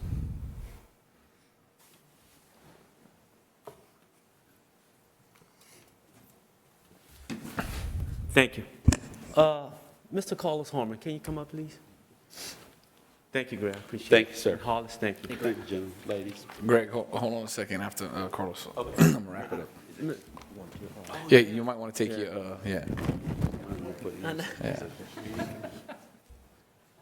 Just state your name and title for the official record. Yes, Carlos Harvin, Chief of Minority Affairs, Lafayette Consolidated Government. Okay, thank you.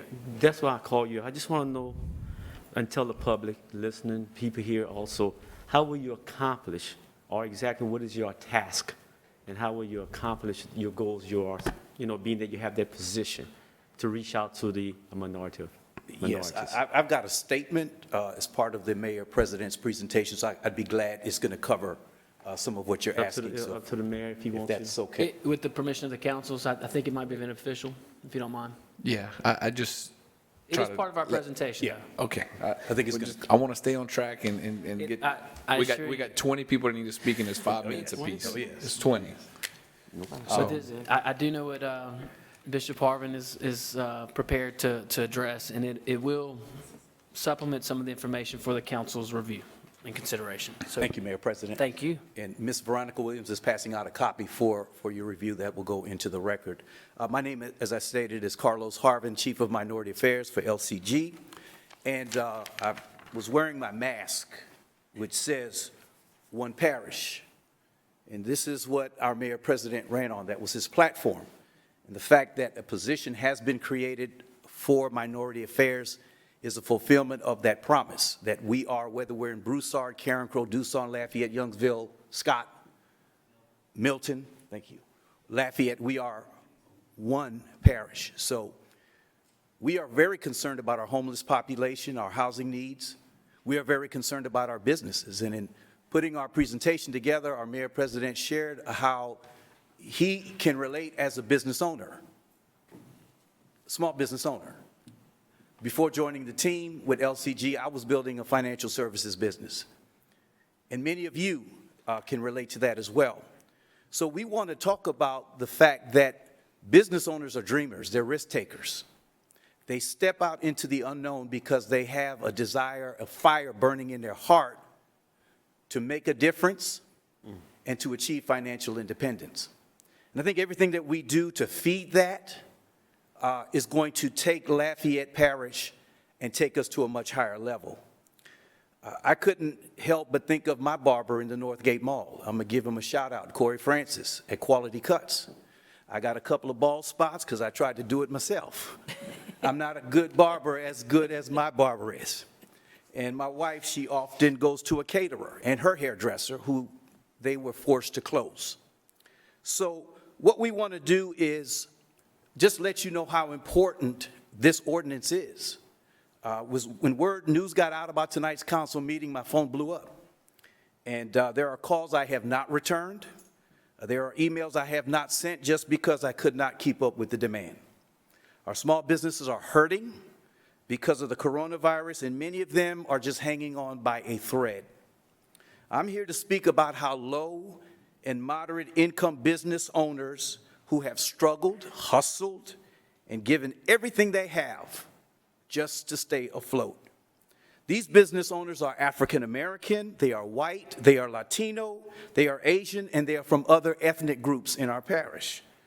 I have been up and down Moss Street and all around Evangeline Thruway, giving out masks to business owners on the north side, from Fat Albert's Chicken to Dollar Tree, Quality Cuts in the Northgate Mall to Pizza Village, from Bros Mart to Let Your Light Shine, from Black Beauty and Supply Store to Lowe's Boutique. These business owners have been doing their best to keep their employees working and to help their workers put food on the table. Many of these businesses were forced to shut down by a government order so that we could slow the spread of the coronavirus. But no one intended to save lives by killing our businesses. I'm here tonight to say that we can do both. We can save lives and we can help our business owners survive. It's going to take teamwork to make the dream work. And many thanks to the Louisiana Workforce Commission, which has paid out over 32,000 unemployment claims since the governor issued his stay-at-home order on March the 22nd. Since then, not 1 week has passed without at least 2,000 unemployment claims being paid out in Lafayette Parish. The highest week of unemployment claims that we saw in our parish was the week ending April the 4th, when 5,554 unemployment claims were paid here.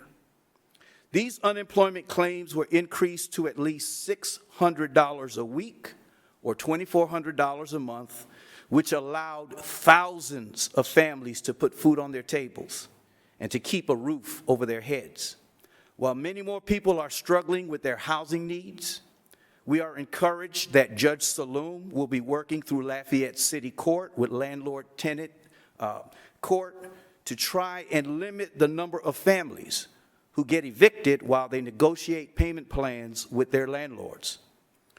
Lafayette Consolidated Government can play its part, and I urge you to please vote yes to the $852,935 to help out low and moderate income businesses stay afloat and to keep their heads above water.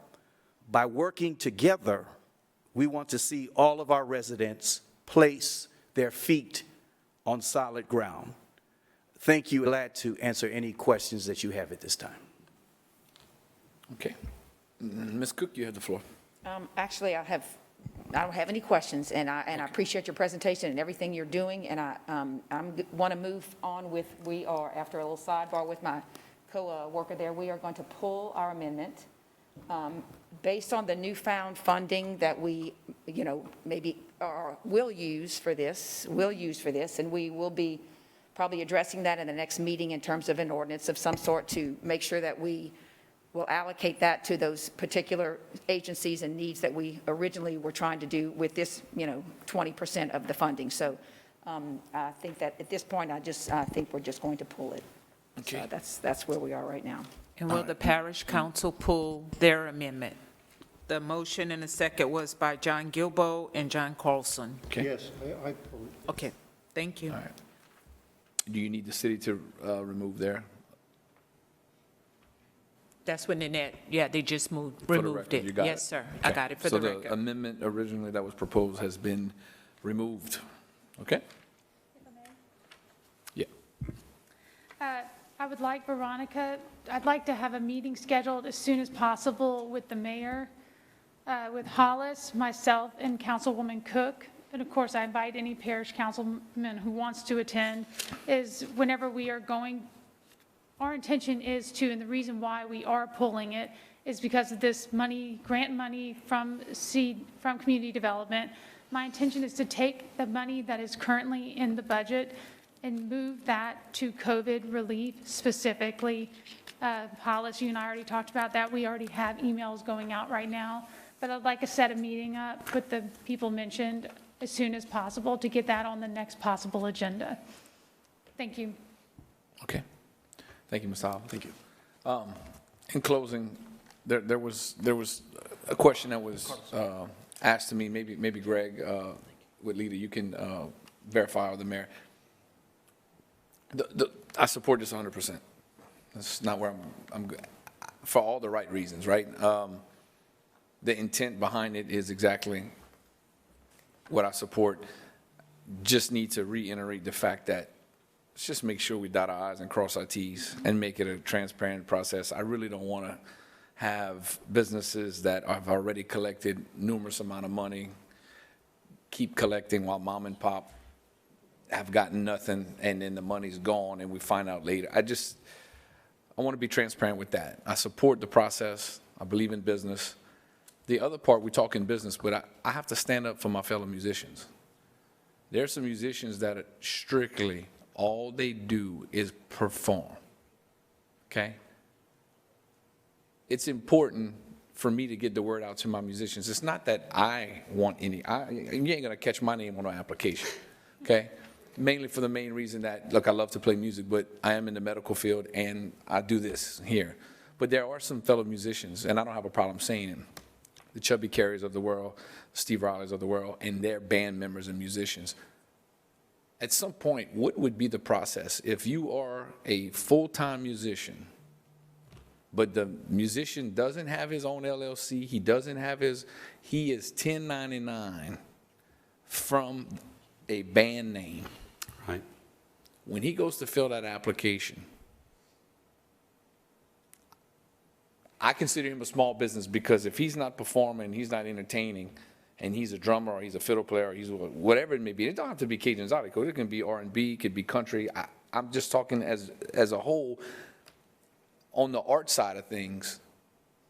Those people are affected 100%. There's no chance to play music. There is no venue, even at a 25% occupancy.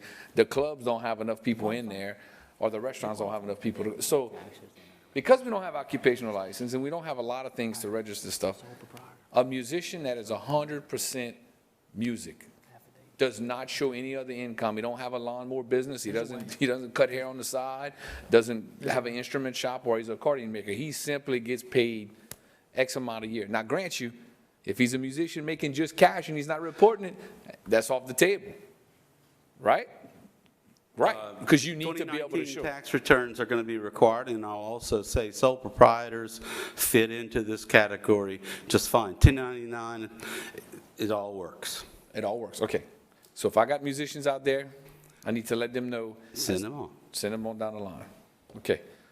And all the other stuff that we talked about tonight, I'm not getting into it. I agree with everybody's comments for the most part, but I have to be honest, this is the right thing to do with the money. I believe in the process. I'm just going to put the trust in you and administration, who's writing the policies and procedures to make sure we do it transparent, legit, and it's done right, you know? And I want to see the community come back. So I'm in favor of it. I want to thank y'all for pulling the amendment, because I really believe after tonight's information, it was beneficial for us to move forward with the proposal from administration. Thank you for your presentation. I appreciate it. I'd like to get to the 20 speakers. You are now, okay. It's going to be the knock-knock. I'm done. Other knocking, you go ahead. Mr. Gotro, you made a comment and it caught my attention. You said a 2019 tax filing is required. A lot of people don't have that. It's filed the extensions. Can be corrected to 2018? That's going to be up to the CDBG rules. Honestly, I don't know the answer to that. Because, I mean, the extensions have been put there until July, so. I understand. So Probably. I would think so. All right, sir. Thank you. Yes, sir. Okay. Thank you so much. Good point. Now the show must go on. Good point. Ms. Williams, oh. Okay. All right. When you said the CBG, that's our department making those rules? No. No. Through HUD. Through HUD, gotcha, okay.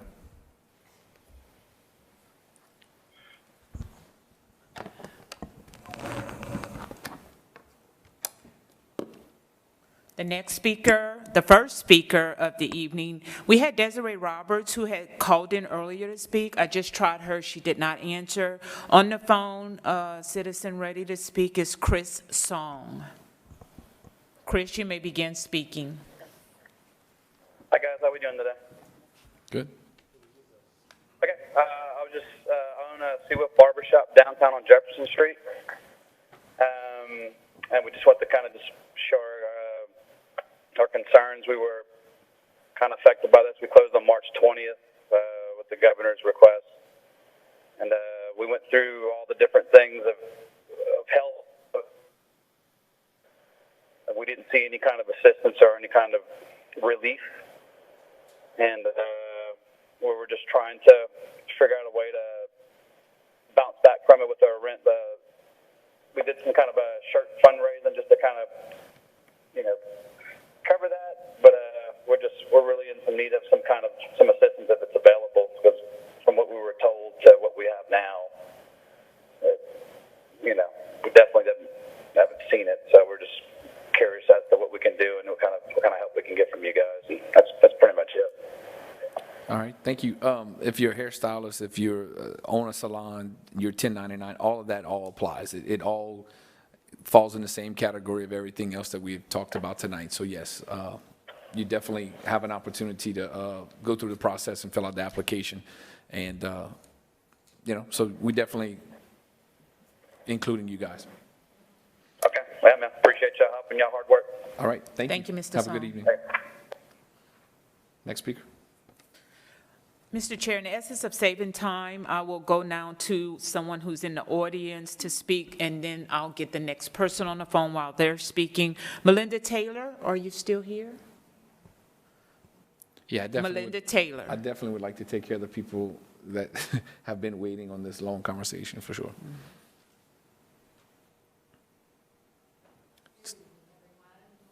Linda Taylor, You got it. and I'm the executive director of Lafayette Habitat for Humanity. Hollis, it sounds like you and I need to talk.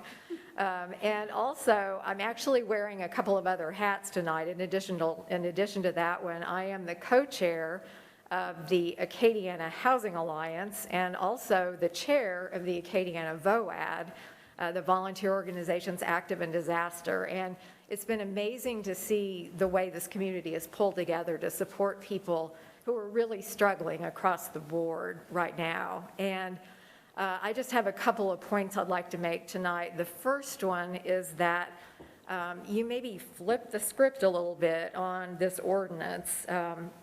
Basically, your bottom line purpose is creating and retaining jobs for low and moderate income individuals.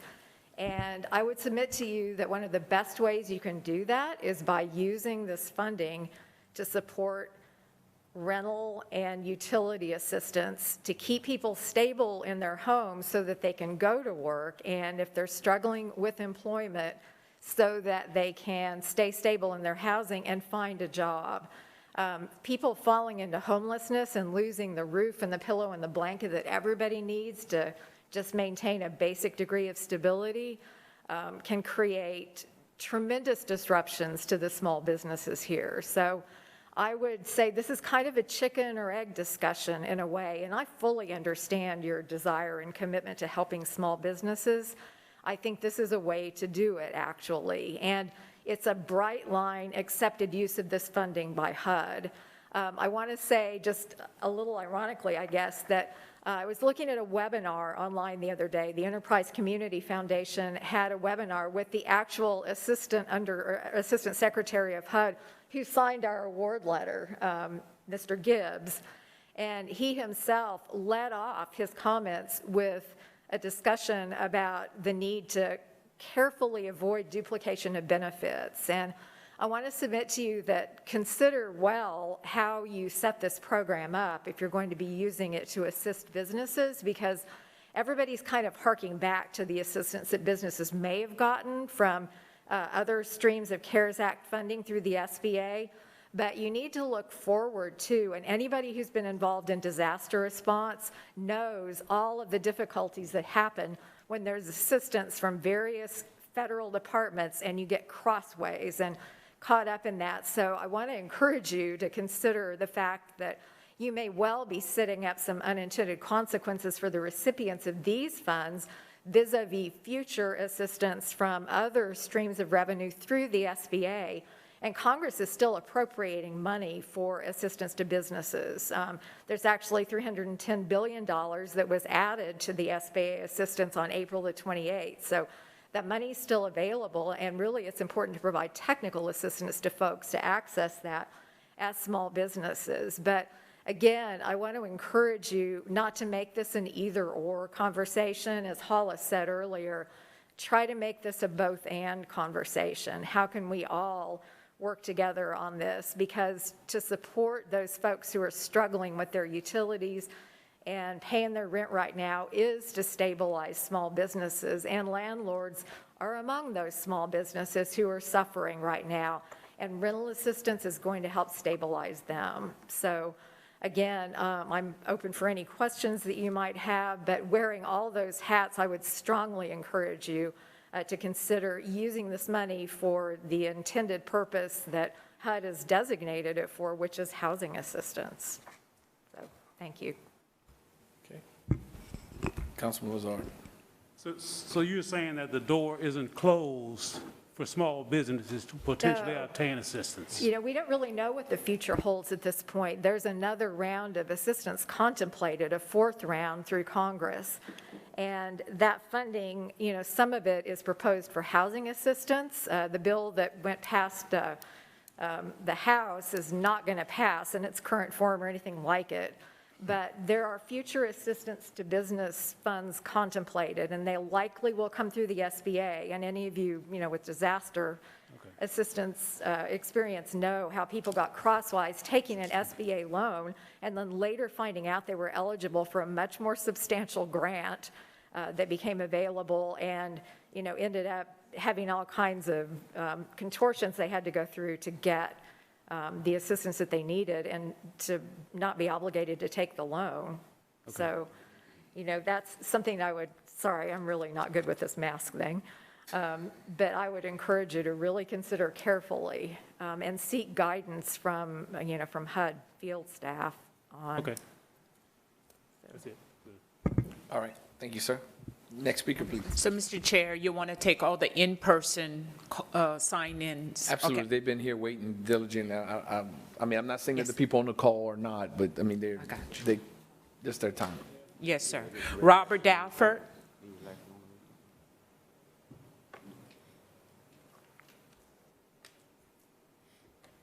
Good evening, Mayor, Council. I'm one of the... State your name and title for the official record, sir. I'm Robert Dafford. I'm from Lafayette, I'm from Northside, and I have been painting public art, I guess, for about 45 years. I've worked in probably 25, 30 cities, 15 states, 5 countries. I do public art exclusively, and as of March, I've been shut down. There is no public art going on anywhere. I have managed to do a few indoor pieces, but I'm not qualified in many ways for some of these assistance programs because I don't have a brick and mortar facade. I don't have, I can't qualify for payroll relief. I don't have regular payroll employees. I don't have an employer insurance program. I am a self-employed artist, and when I get a big gig, I'm a gig worker. That's the current term for this now. For instance, March 14th was to start a $40,000 project in New Orleans, for which I would hire my bandmates, other professional artists who are good at working 18 stories up in the air and know how to do the things I do. And it's always been 1099. It's always been, you know, part-time employment for a lot of people. There are thousands of artists that live here in South Louisiana, in Lafayette area, thousands of artists, as musicians, dancers, choreographers, writers, poets, painters, sculptors. I know personally hundreds of artists that are friends of mine. Almost all of us are out of work. We can't do anything, but we don't qualify under a lot of the guidelines for small business assistance. And so I'm here to represent a lot of my friends and a lot of other people who are in the same boat. And the idea that some of this funding could be spent on people like myself who don't normally qualify, that's great, because then we can pay our mortgages and our groceries and our utilities and our car payments and our gasoline and our groceries. I mean, we have exactly the same bills everyone else does. People mostly think artists just, I don't know what they think we do. I'm a contractor just like you. I get jobs. I buy machinery, equipment, I rent. And I rent from Louisiana companies, and I buy thousands, I buy $20,000 worth of paint a year, and I buy from Louisiana companies, and I pay out $20,000 a year, at least, to people who help me, who live here. We pay our insurances here. You know, we do everything that every other contractor does, but it's not a brick and mortar business, and I don't qualify for a lot of help, and I haven't gotten any. I've managed to figure out ways to do some things in my studio to get by, but I would sure appreciate you considering how many of us 1099s and self-employeds don't have a direct access to any assistance to get through this. And all of the people that I hire who work for me are also sidelined. They're doing the same things. So I appreciate that. This idea is a great idea. I appreciate that you would be considering this. We, in the arts, contribute, I don't know how many millions of dollars we turn over in a community every year. We're just kind of invisible. You mentioned Steve Riley. You might see him. You might see Chubby Carrier, and you might see me on the newspapers, but there are thousands of people working here who are churning money all day, every day, and they are all sidelined and don't qualify for help. And that's what we're asking you for. Absolutely. Thank you. Just make sure you tell your friends to please apply, and I'll do the same on my end. We will. All right. Thank you, sir. Next speaker, please. Is Desiree Roberts in here?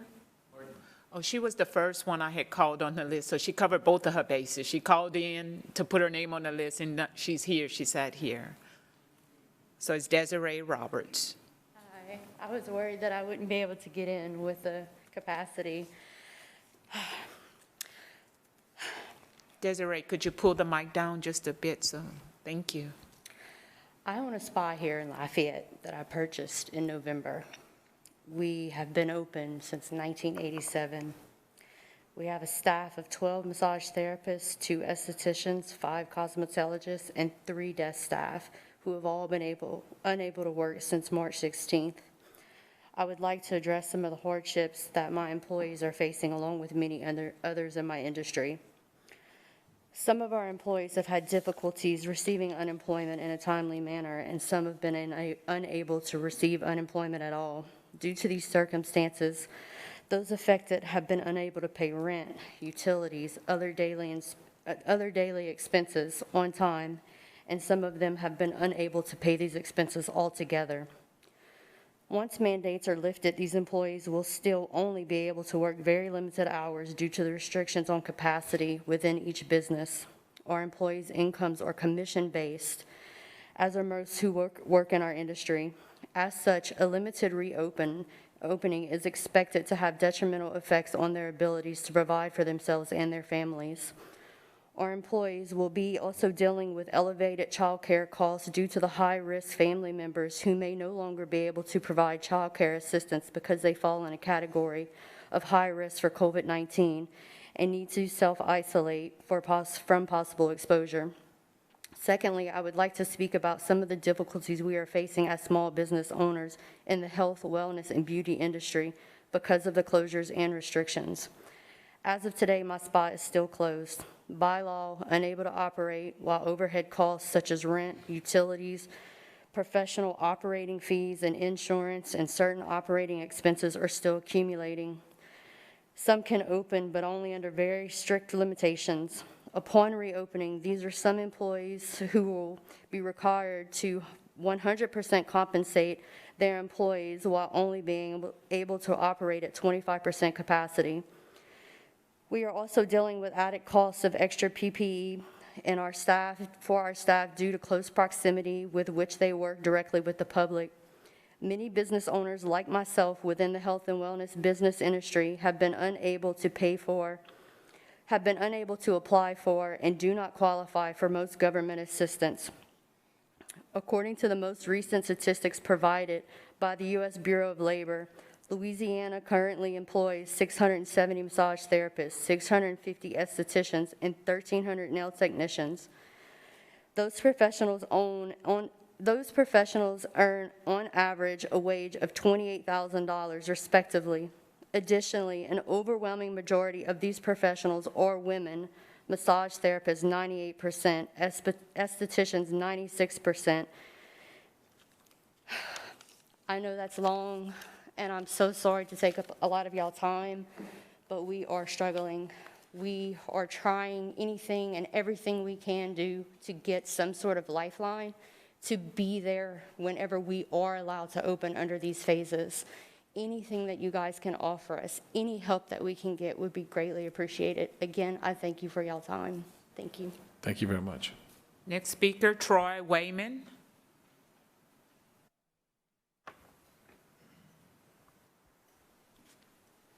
Thank you very much. I'm Troy Wayman. I'm the president and CEO of One Acadiana.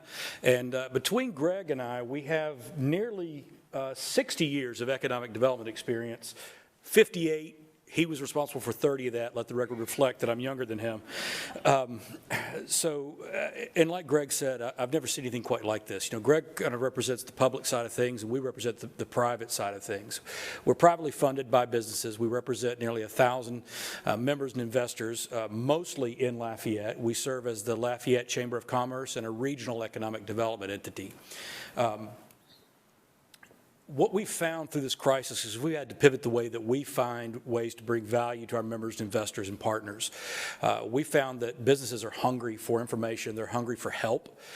We found that in a partnership that we did with A Mask on Every Face, where at our office we set up a drive-through distribution center and distributed over 250,000 disposable masks to businesses across the region, mostly, again, in Lafayette. We also found that through a series of webinars that we hosted. Today, we completed our 10th webinar. Those were attended by nearly 2,000 people live, and we've had over 5,000 views since they've been posted on the web. So businesses are hungry for help and assistance. We speak for the business community, and we are strongly in favor of any local, state, federal help and assistance that they can give. You know, we talk about helping individuals as well as businesses. Businesses are individuals. And most of you up there know that, understand that. The gentleman that just spoke, the artist that just spoke, you know, there's no greater example of an individual than the business that he has. The businesses that we talk about, they employ individuals. I go to what Councilman Carlson said. The amount of money that we're talking about, it would be a one-time fix for a lot of these issues as far as utilities and rent abatements or rent eviction mitigation. There's already things in place to help with some of those things at this point, but there's nothing to help those businesses. On the numbers, Mayor, that you gave out earlier, talking about the number of businesses across Lafayette, and we keep talking about that number of 2,800. That 2,800 was the businesses that were not eligible for any of the federal assistance. Is that correct?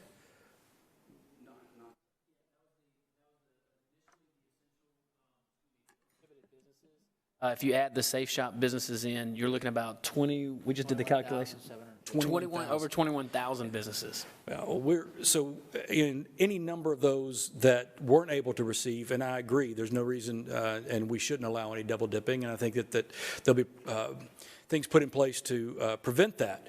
Now, will there be some people that probably will try it? Absolutely. You know, I had a golf pro one time when I complained about somebody lying about their handicap. He made the comment that he said, I have no defense against a lack of character. And in a lot of ways, that's true. But we'll do everything, I'm sure, to put those regulations in place to prevent those things from happening. So I would strongly encourage you on behalf of the business community to pass this ordinance as presented to provide some aid and assistance to those small businesses that are struggling and are the backbone not just of Lafayette, but, you know, small business is the backbone of the United States. It's what we've been built on, and we need to make sure those people are able to employ people because it's all about the creation and preservation of jobs. Thank you. Next speaker is Peter Pham, and he will be followed by Kim Boudreau if you still would like to speak. And Kim could come up to the other podium.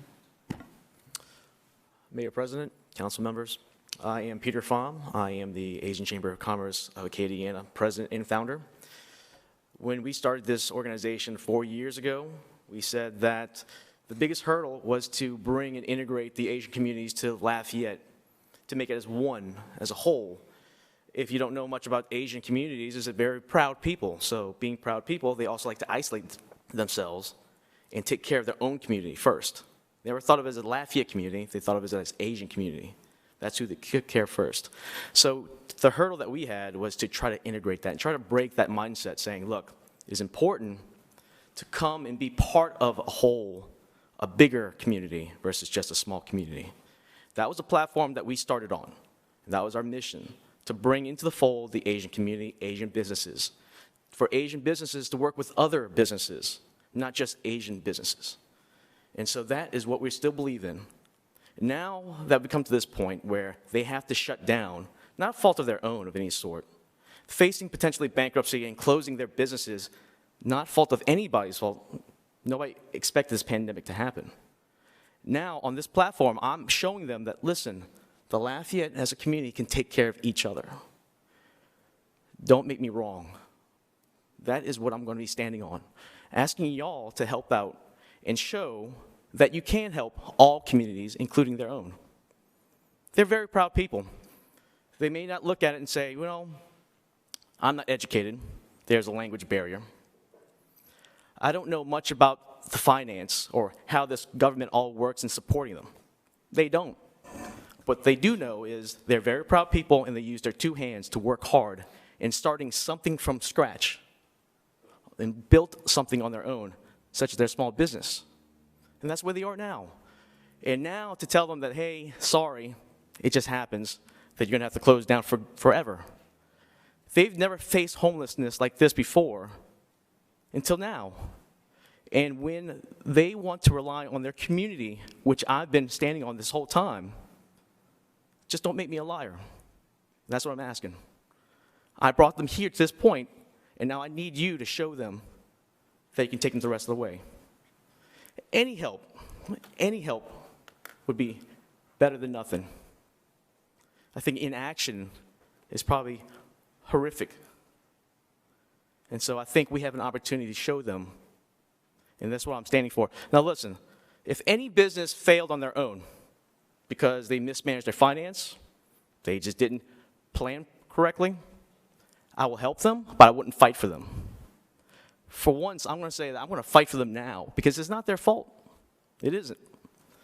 And they're not asking for, hey, 12 months worth of help for finances. They're not asking for 2, 3, 4 years.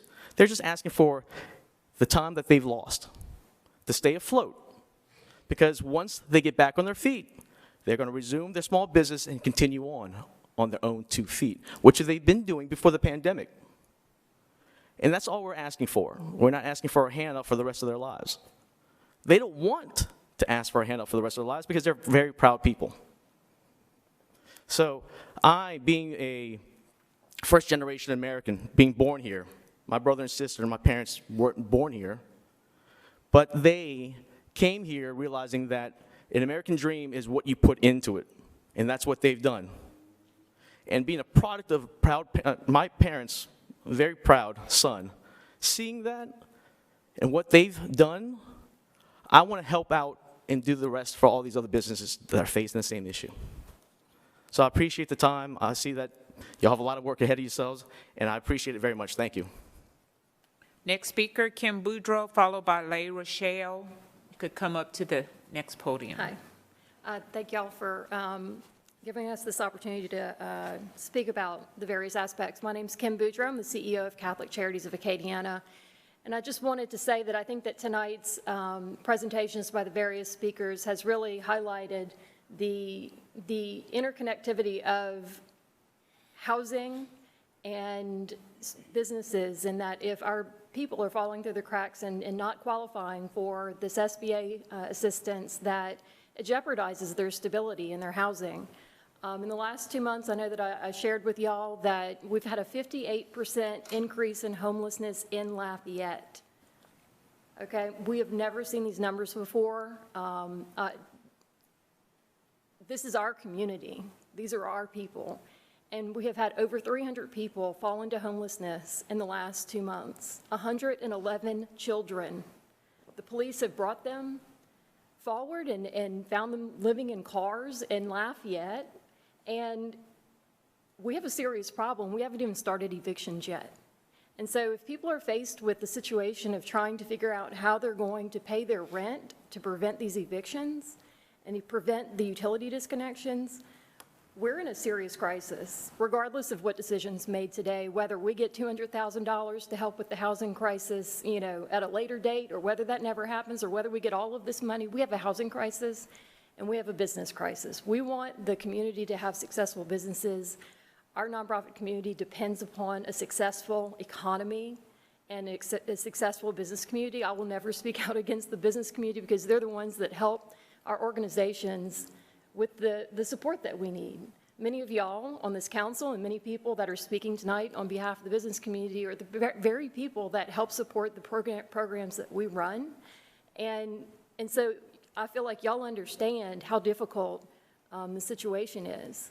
I think that there's been, I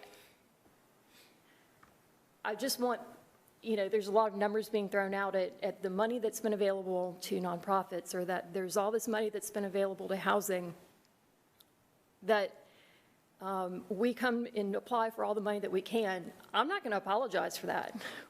I'm faced every day with people that don't have a roof over their head.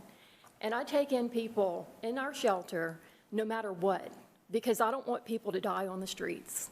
I don't want one more phone call from Keith at the coroner's office asking me to claim somebody and bury them who's died on the streets.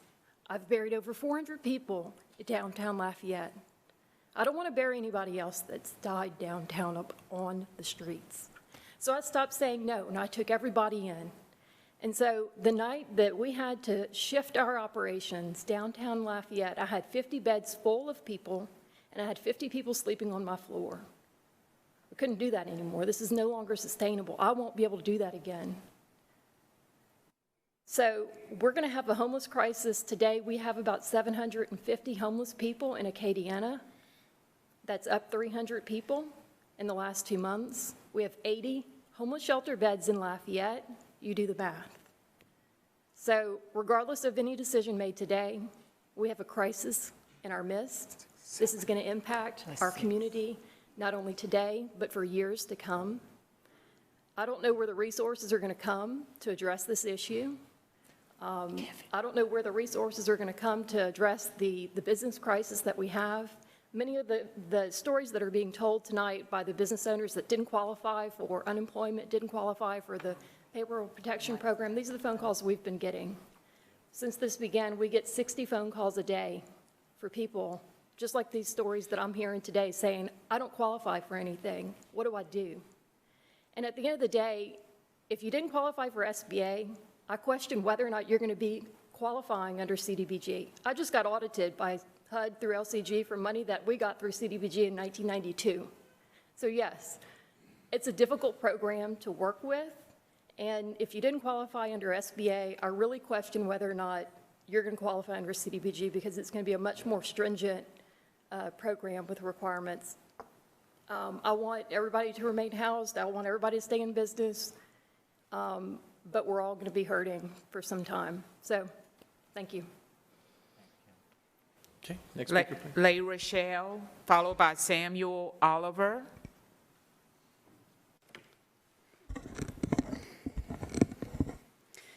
Hello, my name is Leigh Rochelle, and I am honored and very grateful for the opportunity to speak with you tonight regarding housing in Acadiana.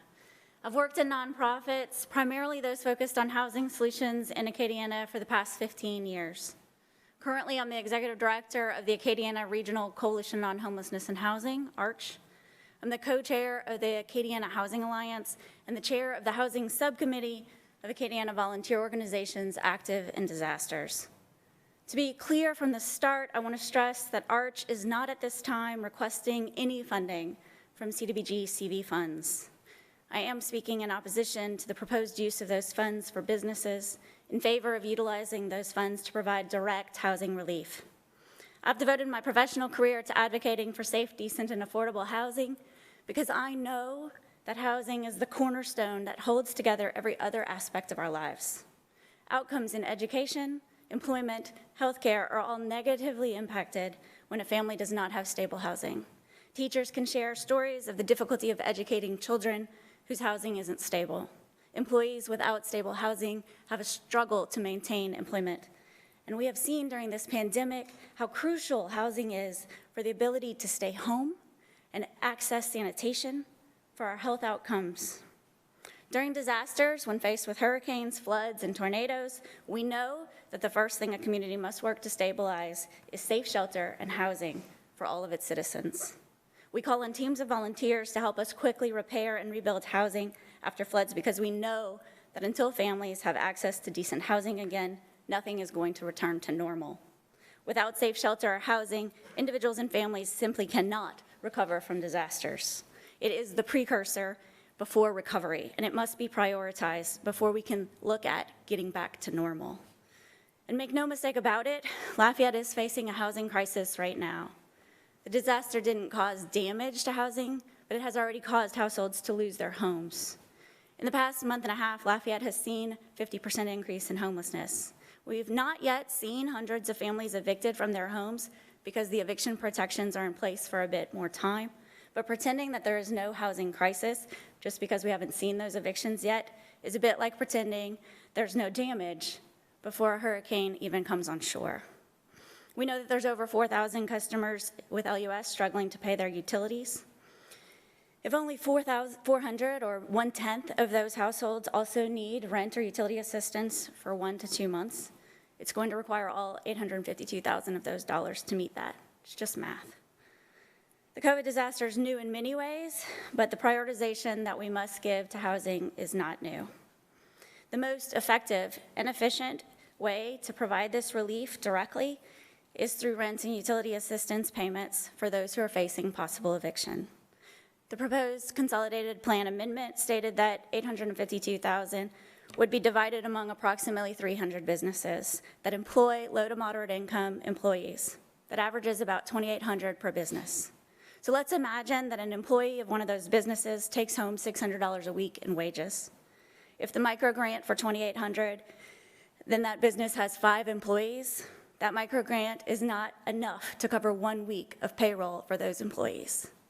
And if those employees have fallen behind on their rent while they're not working due to COVID-19, with an estimated rent payment of $800, that $600 payroll check that they get through this program would not be enough to cover even 1 month of rent for that employee. That means that that household will still face eviction, despite obtaining or maintaining their job at one of those small businesses assisted through this proposed assistance. On the other hand, if that $850,000 is used to cover up to 3 months of rent for low to moderate income households directly, then that same employee of that same small business can catch up on their rent payments and have a stable foundation of housing so that that household can then seek or maintain employment, education, healthcare opportunities. To be very clear, the question before us today is not about who deserves funding or who needs it more. There's plenty of need to go around. But the direct assistance for rent or utilities to stabilize housing is our most effective and efficient way to provide relief to our low to moderate income households due to this housing crisis caused by COVID-19. Thank you for your time and consideration. Next speaker, Samuel Oliver, followed by Jonathan and Jasanya Dugas. So good evening. My name is Samuel Oliver. I'm the Executive Director of the Acadiana Center for the Arts. The Acadiana Center for the Arts is the regional cultural development agency for the 9-parish region around Lafayette. In that role, we really serve to support the competitiveness and the quality of life of this region, to support the artists, musicians, and the businesses that are based in the cultural economy here. And I'm speaking in support of this ordinance. to provide grants to retain jobs for low and moderate income individuals who, as Mr. Dafford referenced earlier, very, very much reside within this community. I just have some numbers to back up those. Since the ACA, since the beginning of this crisis, we've been surveying and serving as kind of a case manager for many of the individuals within the arts and culture sector. And we've surveyed 1,085 individual artists, musicians, and other cultural workers in the Acadiana region, the vast majority of those in Lafayette Parish itself. 100% of them lost work at this time. 86.2% qualified for no state or federal support, including funds from state and federal unemployment benefits, generally speaking due to how they file their taxes, 1099 versus W-2, et cetera. Within those surveys, we also asked about issues like food insecurity and housing insecurity. And within this community of working individuals, 31% in this April survey are food insecure, and 26% are housing insecure. But we know that the origin of these problems lies in their not being able to work. So we do believe that in supporting them as self-employed individuals, we think we can really solve some of the source of this problem as opposed to just addressing the after effects of it. So I'm speaking in support of the mayor's ordinance here. I know there are many more speakers still, so thank you all for your time. Thank you. Jonathan and Jasanya Dugas, followed by Gino Valexilio. Good evening, Mayor, councilmen and women. My name is Jasanya Dugas. This is my husband, Jonathan. We're owners of several small businesses in the Lafayette area. We have a Good Old Boys Construction and Services and Demolition. We also have Club Real on Simcoe, which is formerly Johnson's Bicycle Shop, which I'm sure most of you are familiar with. We also most recently have the tire shop, Good Old Tires, right next to the club. Although we were only mandated to close the club because of the pandemic, it has affected all of our small businesses. We currently have 12 employees that are out of work, which are people in the local community that we've helped to get employment. You know, my husband has put a lot of blood, sweat, and tears in opening that club. He demolished Johnson's Bicycle Shop and built the club from scratch. We started off using scrap material, actually. So this is very important to us, not only as small business owners, but as the community as a whole. Excuse me, I'm nervous. For our community as a whole, for improving commercial development in the area. So it's very important that, you know, we keep these small businesses open. Like I said, we want to keep that vision alive for improving community development in the Simcoe area, Macomb-Vizay area. Thank you. You want to speak, babe? Well, and we also, I'm not too good at speaking. I'm just in the field. I work a lot. I just work. But we also developing the old Shamrock. We just recently got the Shamrock, and probably another 2 weeks we'll be open with that. And also, we're looking forward for the future for the houses that's across the street from there, which is mainly a lot of residential. And I would like to do that as commercial also, eventually, get those houses out of there, all of them. Once the pandemic is over with. Right, and maybe do some buildings, some office buildings right there, and just do away with all the resident and have it all commercial in that whole area. And right now, it's like 4 or 5 buildings that we have now in that area that's up and running except the store, you know, so I appreciate it. Thank y'all for your time. For the opportunity to speak. Thank you. It's all good. Thank y'all. Thank you. Next speaker is Gino Valexilio, followed by Fernand Viard. Okay, he's right there. Good evening, everyone. My name is Gino Vallecillo. I have been a part of this music scene for about a decade now. I've been full-time for 2 years. I, like he said, am someone who depends solely on the gigs that I get. The only gigs I have been managed to keep this whole time has been my church gig on Sunday. We were able to stream, so I can go in and play for about 30 minutes and go home. That's been a godsend for sure. like the littlest thing to kind of put me over. I have applied for help through the government. I haven't gotten anything besides a stimulus check. I guess I just want to say that I think I am speaking in favor of this ordinance, and I love this city. I love playing for this city, and it would mean a whole lot if you guys did pass this and offer some kind of relief. So thank you. Ferdinand. Thank you very much. And I'm not going to try to say his last name. I'll let him say his name. Thank you. Fernando Perez, director of the Proyecto Hispano, is a Latino non-profit organization here in Lafayette. I'm also the president of the Louisiana Cuban Club. I'm here to support the mayor ordinance, and I'm grateful that in this particular case, he's thinking in the minority group.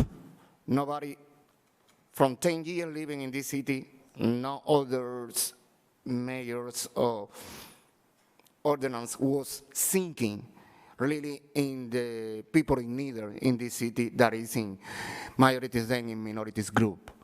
Can I tell you for sure is minority business is mostly like a family business. On minority group, we working like a family, friends, together we helping each other. And in this pandemic, we were very, very badly hurt because government ordinance, lack of time to do job outside. To come to the point of the mayor that try to helping us to back on our feet, put food on our table. I'm really grateful for that. I would like to say thank you to the mayor. This is not a discussion for what the money is going to be. It's how really you are going to do the right thing for the right people. I'm going to put in the simple words. You can continue feed the people, or you can teach people how to fish, and they can eat by themselves. Thank you. Next speaker is, I don't know if it's Julio or Julio Lopez. Okay. And the next speaker after that, I'm going to just say it's Mr. Bruno. You could come forward too. Buenas noches. You understand what I say? All right. Good evening. My name is Julio Lopez, and I've been having business in Lafayette, but I think 10 years. And but we never had the same problem like you have it right now. And I appreciate you hear what everybody say. Really, I don't have too much to say because everybody's saying the problem we have. And I appreciate the men right here try to do that for us. And I want to say thank you, and we wait for the good answer from you. Right? What type of business you have, sir? Restaurant business. Okay. Used to have a bar, but in December I closed the bar and do a restaurant. I had 1 month with my restaurant when this thing happened. I'm in the hole right now. What's the name of your business so we can support it? Right now, La Costeñera. Okay. Latin cuisine. Before it used to be My Tierra Sport Bar on Ires Landry. Okay. All right. Is Thank you so Mr. Bruno here?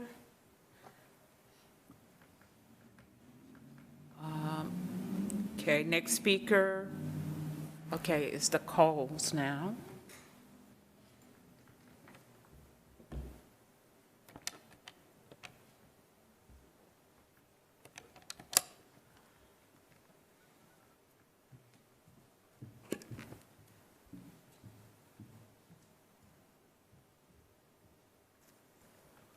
Mr. Teely? One moment. William Teely, next speaker. Mr. Teely, you may begin speaking. Hi, my name is William Teely, and I live in Lafayette City District 2 and Lafayette Parish District 5. Councilman Andy Nakan and A.B. Rubin represent me, so thank you to them, and thank you to everyone on the council. I'd like to encourage the council to reintroduce the 80-20 split amendment to support needy people during the COVID-19 pandemic with their utility payments. By doing so, hopefully keeping them in their homes and keeping them as employees and customers of small businesses. Look, before I moved to Lafayette in 2014, I was born and raised near Detroit, Michigan, and I have seen the effects of widespread homelessness and vacant homes on a community. Communities like Detroit, Michigan never recovered from that. We need to do everything we can to prevent people from losing their homes. I reject the idea that LCG, quote unquote, found enough money to help all the needy people in our community in just the past couple hours. In my opinion, those funds are going to be woefully insufficient to help people stay in their homes. We need those funds and an 80-20 split amendment, as Councilman A.B. Rubin suggested.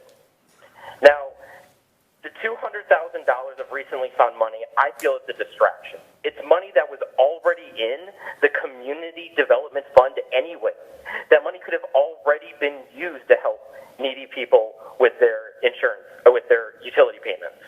Nothing new was gained here, but the 80-20 split amendment would be putting new funds to work, helping individuals stay in their homes. And Mr. Guillory's presentation highlighted the needs that small businesses have, and I respect that, but it failed to address if this $200,000 of recently found money is adequate to keep people in their homes, because frankly, I don't think it's enough.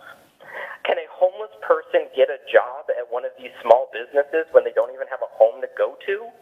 The argument should be keep people in their homes first so they can be employed to work, and not keep small businesses open first, but let potential employees and customers fall into homelessness. We have a pot of money here, $852,000 from the federal government and $200,000 from LEDA. That's over $1 million. We cannot neglect the needs of the homeless population and people about to fall into homelessness.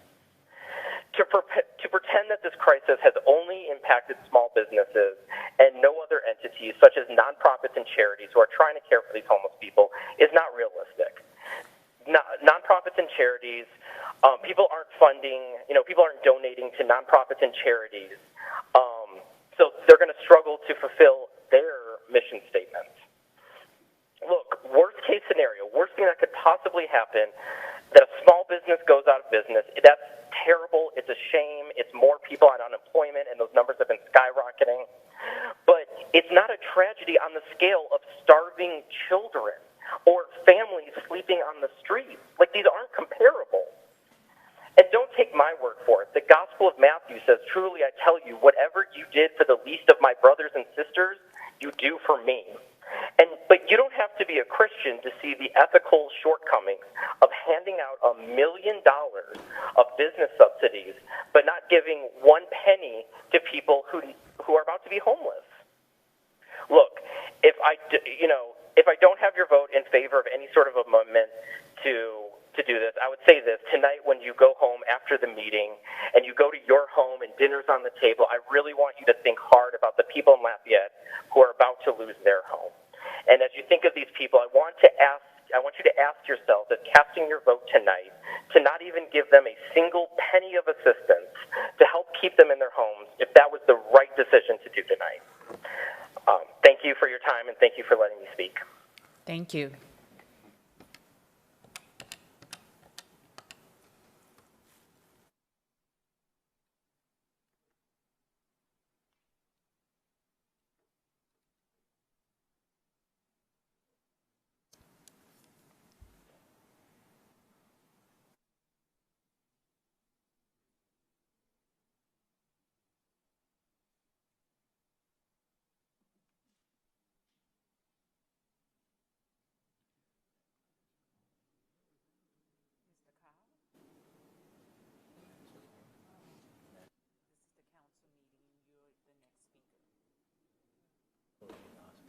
Okay.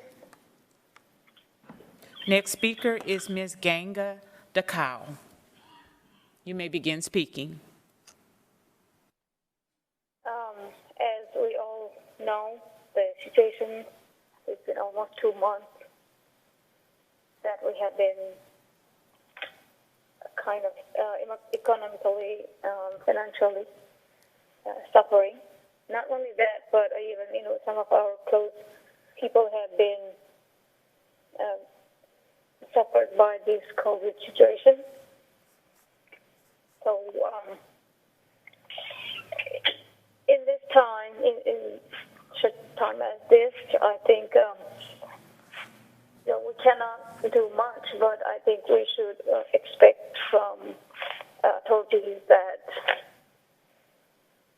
some kind of assistance for our businesses so we can keep going for the purpose, to get the economy going. So I don't know what I was supposed to talk here. I was not even prepared. But from the local government, I hope all the shops and businesses would restart. And for that, I would like our government to provide any assistance that it can. That would be all. Thank you, Mr. Kyle. Yes, ma'am.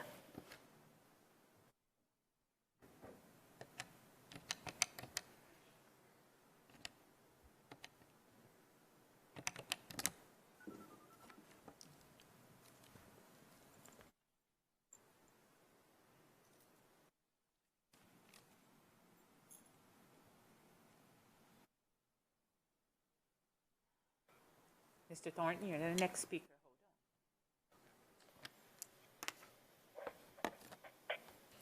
Next speaker, Alton Thornton with Acadiana Cares. Mr. Thornton, you may begin speaking.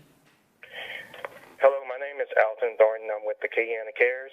I've been working there for 20 years, and I've been the director of housing there for the last 15 years. I was calling to say, not that I don't support small businesses, because I know everybody right now is hurting, but I am calling to support the housing and the housing programs and the funding for possible housing programs. Being at Acadiana Cares, recently we have started to receive more phone calls asking for rental assistance and utility assistance. And it's not from people who say been necessarily homeless for long periods of time. We're starting to get phone calls from people who are saying, I've never had to ask for assistance before. I need some help. Can you help me? And so that's the problem that we're seeing. We look at these funds from the Department of Housing and Urban Development to try to use that for its intended purpose, for housing and utility assistance. We've been working as a housing coalition through agencies like Acadiana Cares, ARCH, Acadiana Housing Alliance, Catholic Charities, to try to keep people off the street, housed, away from small businesses so that those small businesses can prosper. What we want to do is try to use those funds and be able to help as many people as possible. I like what Lee said earlier. If you do the math, you can see how many more people that you're going to help with the rental assistance and utility assistance. Not saying that you don't want to help small businesses, but the need that we see every day is for people who are needing some kind of housing. And that's all I wanted to say for tonight. Thank you. Bye-bye. Thank you, Mr. Thornton.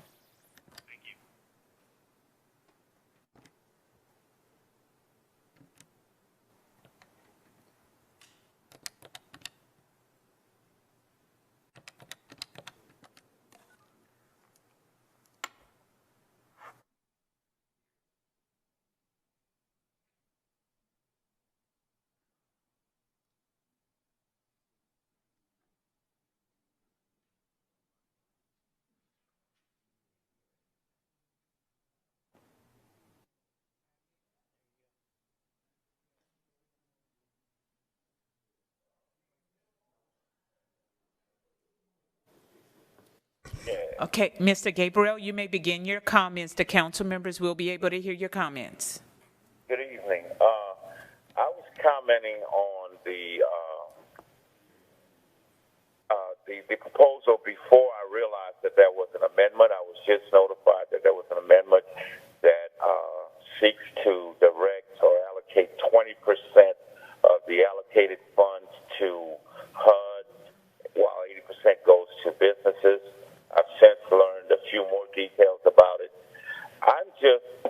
opposition to the whole concept because I believe that although I do not wish that any business owners suffer any more than they have to in terms of financial losses for their businesses, I think it is of paramount importance that we seek to protect people, especially those who need housing and basic sustenance. I think that is a vital concern, and I think that should be our primary focus as leaders in this community, to focus on the least of those.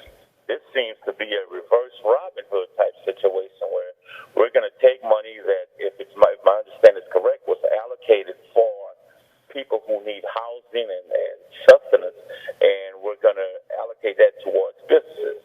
By no means do I like sympathy for the suffering of business owners, but I think we need to focus and prioritize in terms of who needs it most. And if I'm not misunderstanding, I think the money was sent through HUD for the purpose of assisting those who have suffered the most from this COVID-19 disaster in terms of housing and necessities. If I'm wrong, I'll stand corrected, but that's just my opinion. I think we should focus on those. And I'm not saying do not be concerned with business owners, because we're all suffering. Business owners, just everyone. But I just think that that should be another vehicle we should use to protect or sustain those who are suffering in the business community. That's it. Thank you, Mr. Gabriel. Thank you very much. Thank you. He was the final speaker, and as was stated earlier, for this particular item, with reference to citizens who emailed, called in, and signed in who did not wish to speak, there were 25 in opposition to the original proposal, which is on the table, and 5 in support of it. Okay, thank you so much. And Mayor, President, go ahead. Briefly, I just want to again thank both councils for your consideration. I know a lot of thought, I know a lot of effort and energy has gone into this. Again, thank you to our teammate here, Councilwoman Hebert, for finding. We keep saying 200,000. It's a very conservative number. We're probably going to find more than that. I know Director Conway's working hard on that. So again, thank you, Councilwoman, for that good team effort. Also, I just want to remind everyone that there's a lot of checks and balances in this process. I'm committed to not only working with both councils through the committee process, but also appointing 2 members from each. We can't do more than 2 by law to serve on the committee to make sure that the funds get to the target audience, for lack of better words. But again, my comments in closing, thank you for your time. Thank you for your patience, your understanding, your hard work in working hard to serve our community. And thank you to the speakers. Proponents and opponents, thank you for your time. Appreciate you. God bless you. Okay, thank you so much. We have a motion on the floor. Mr. Gilbert wants to defer indefinitely. Okay, no, I'm just joking. Mr. Gilbert, you have the floor. I'd like to speak to that motion. I've been listening, and there's few arguments that I can, refute. I think we're all on target, and I do appreciate the vast amount of input and the comments and the unity that we have displayed in working together to get to this point. I know the last several months have been difficult for each and every one of us, and needless to say, this last week has not been any easier. It's been tough, making these kinds of decisions. In terms of the impact, it's tremendous across the whole parish. And as I see it, the big problem, we have 852,000. We probably could use 8 million and probably still not make the impact that we really need to make on the needs of this community. It's great. When I look out there and I think about what the small businesses can offer to the community, and we've hit on all this. It's from food to paying the rent to, whatever it takes, putting on lighting up the utilities, put the lights on. It goes across the whole spectrum, and I really feel like the business community is the backbone of our communities. It's the backbone of America. The businesses offer us a lot of hope. They offer us that opportunity. They benefit the community as a whole. Mr. Gregg, thanks for your commitment to lead them. I'm going to have to say this, Hollis. Are you still out there? Oh, you're hiding back.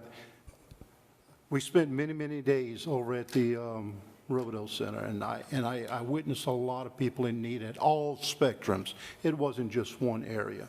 And to see the smiles and the impact that we had in handing out those dinners day after day after day, I felt like we really did a lot of good. And I really got to have conversation with Hollis on this grant.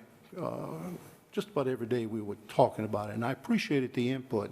And Hollis, I know you've been tasked with a tough job, but I appreciate the $200,000. And I'll close by saying this.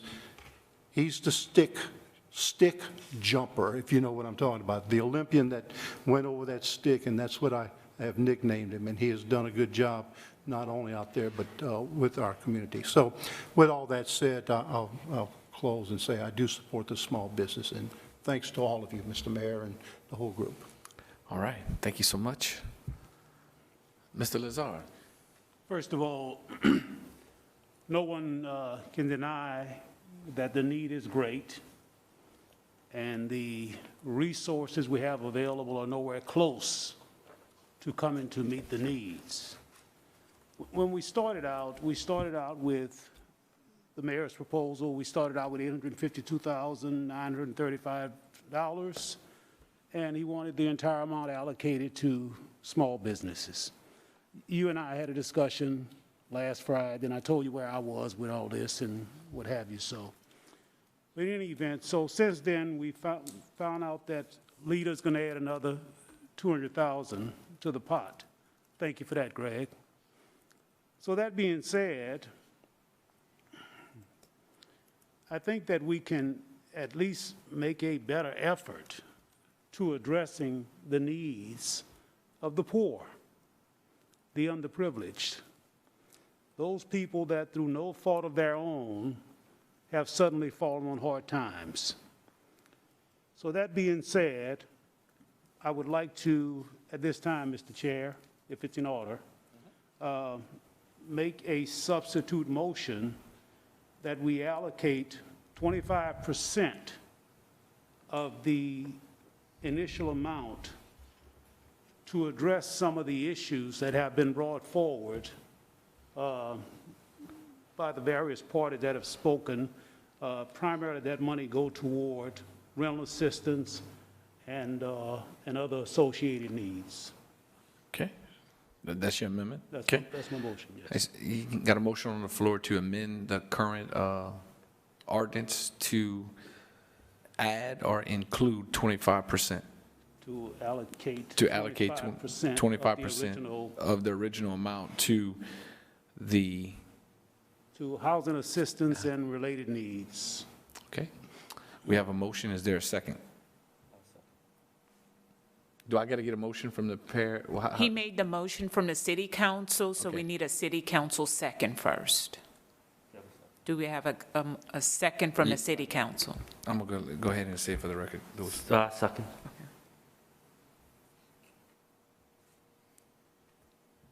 I need a motion from the parish council. Okay, to consider, right? Need a motion and a second from the parish. Do we have one? Got a motion by Councilman A.B. Do we have a second to consideration from the parish? I don't have one. I don't have a second from the parish. So the motion fails on the parish side for the amendment. Okay, so the attorneys are in the back. So this So is the first legal time needs this has to ever come happened. to- So we have to come to a conclusion.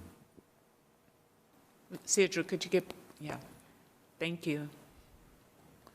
So for the record, we have a motion on the city council by Councilman Lazard. We have a second by Councilman Pat Lewis, the chair for the city. And we have a motion on the parish council by Councilman A.B. Rubin, and it died as of right now because of a lack of a second on the And parish. then I need for legal to chime in as to whether or not, as chair, he could make a motion or second a motion.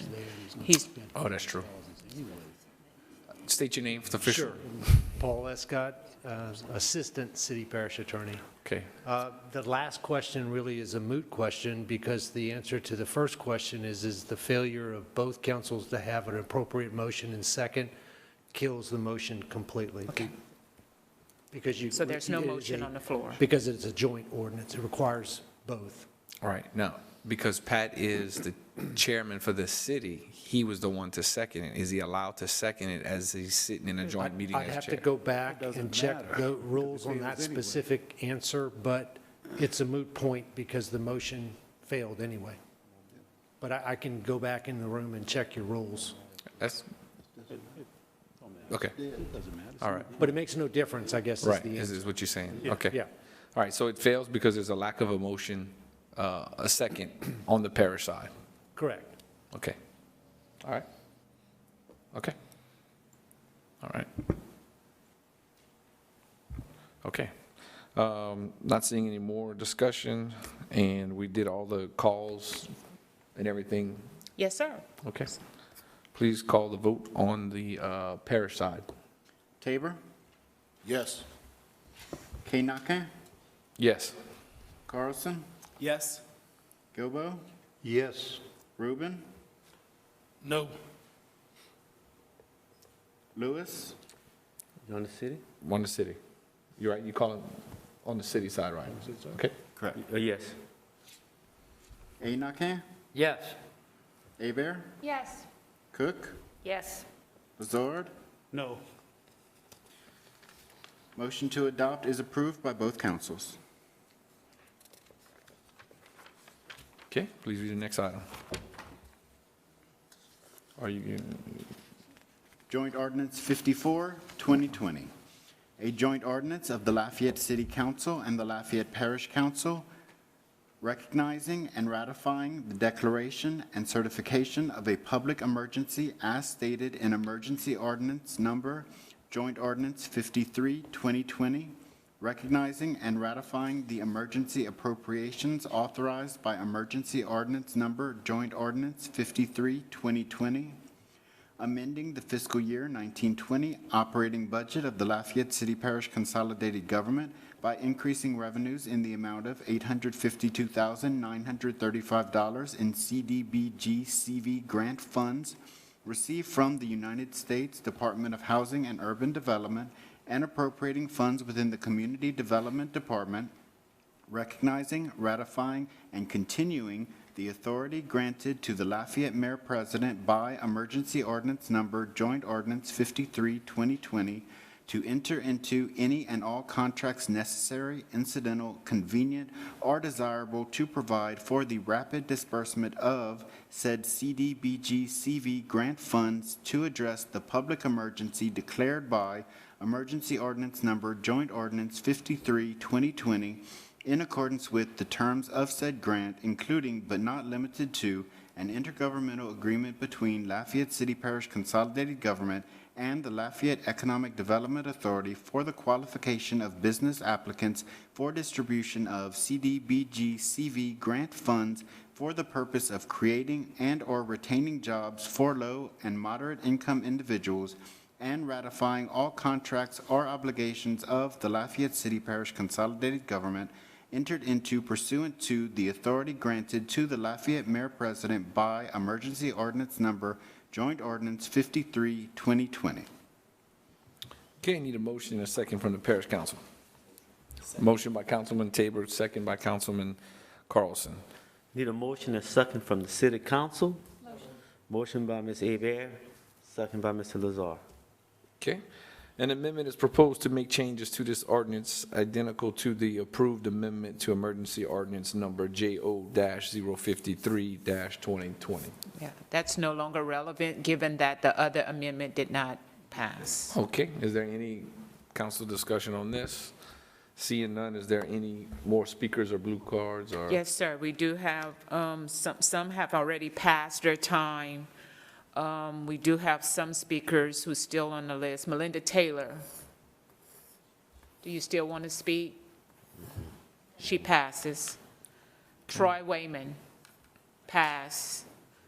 Kim Boudreau, pass. Lee Rochelle, pass. Okay, and I have one person to call. Passed.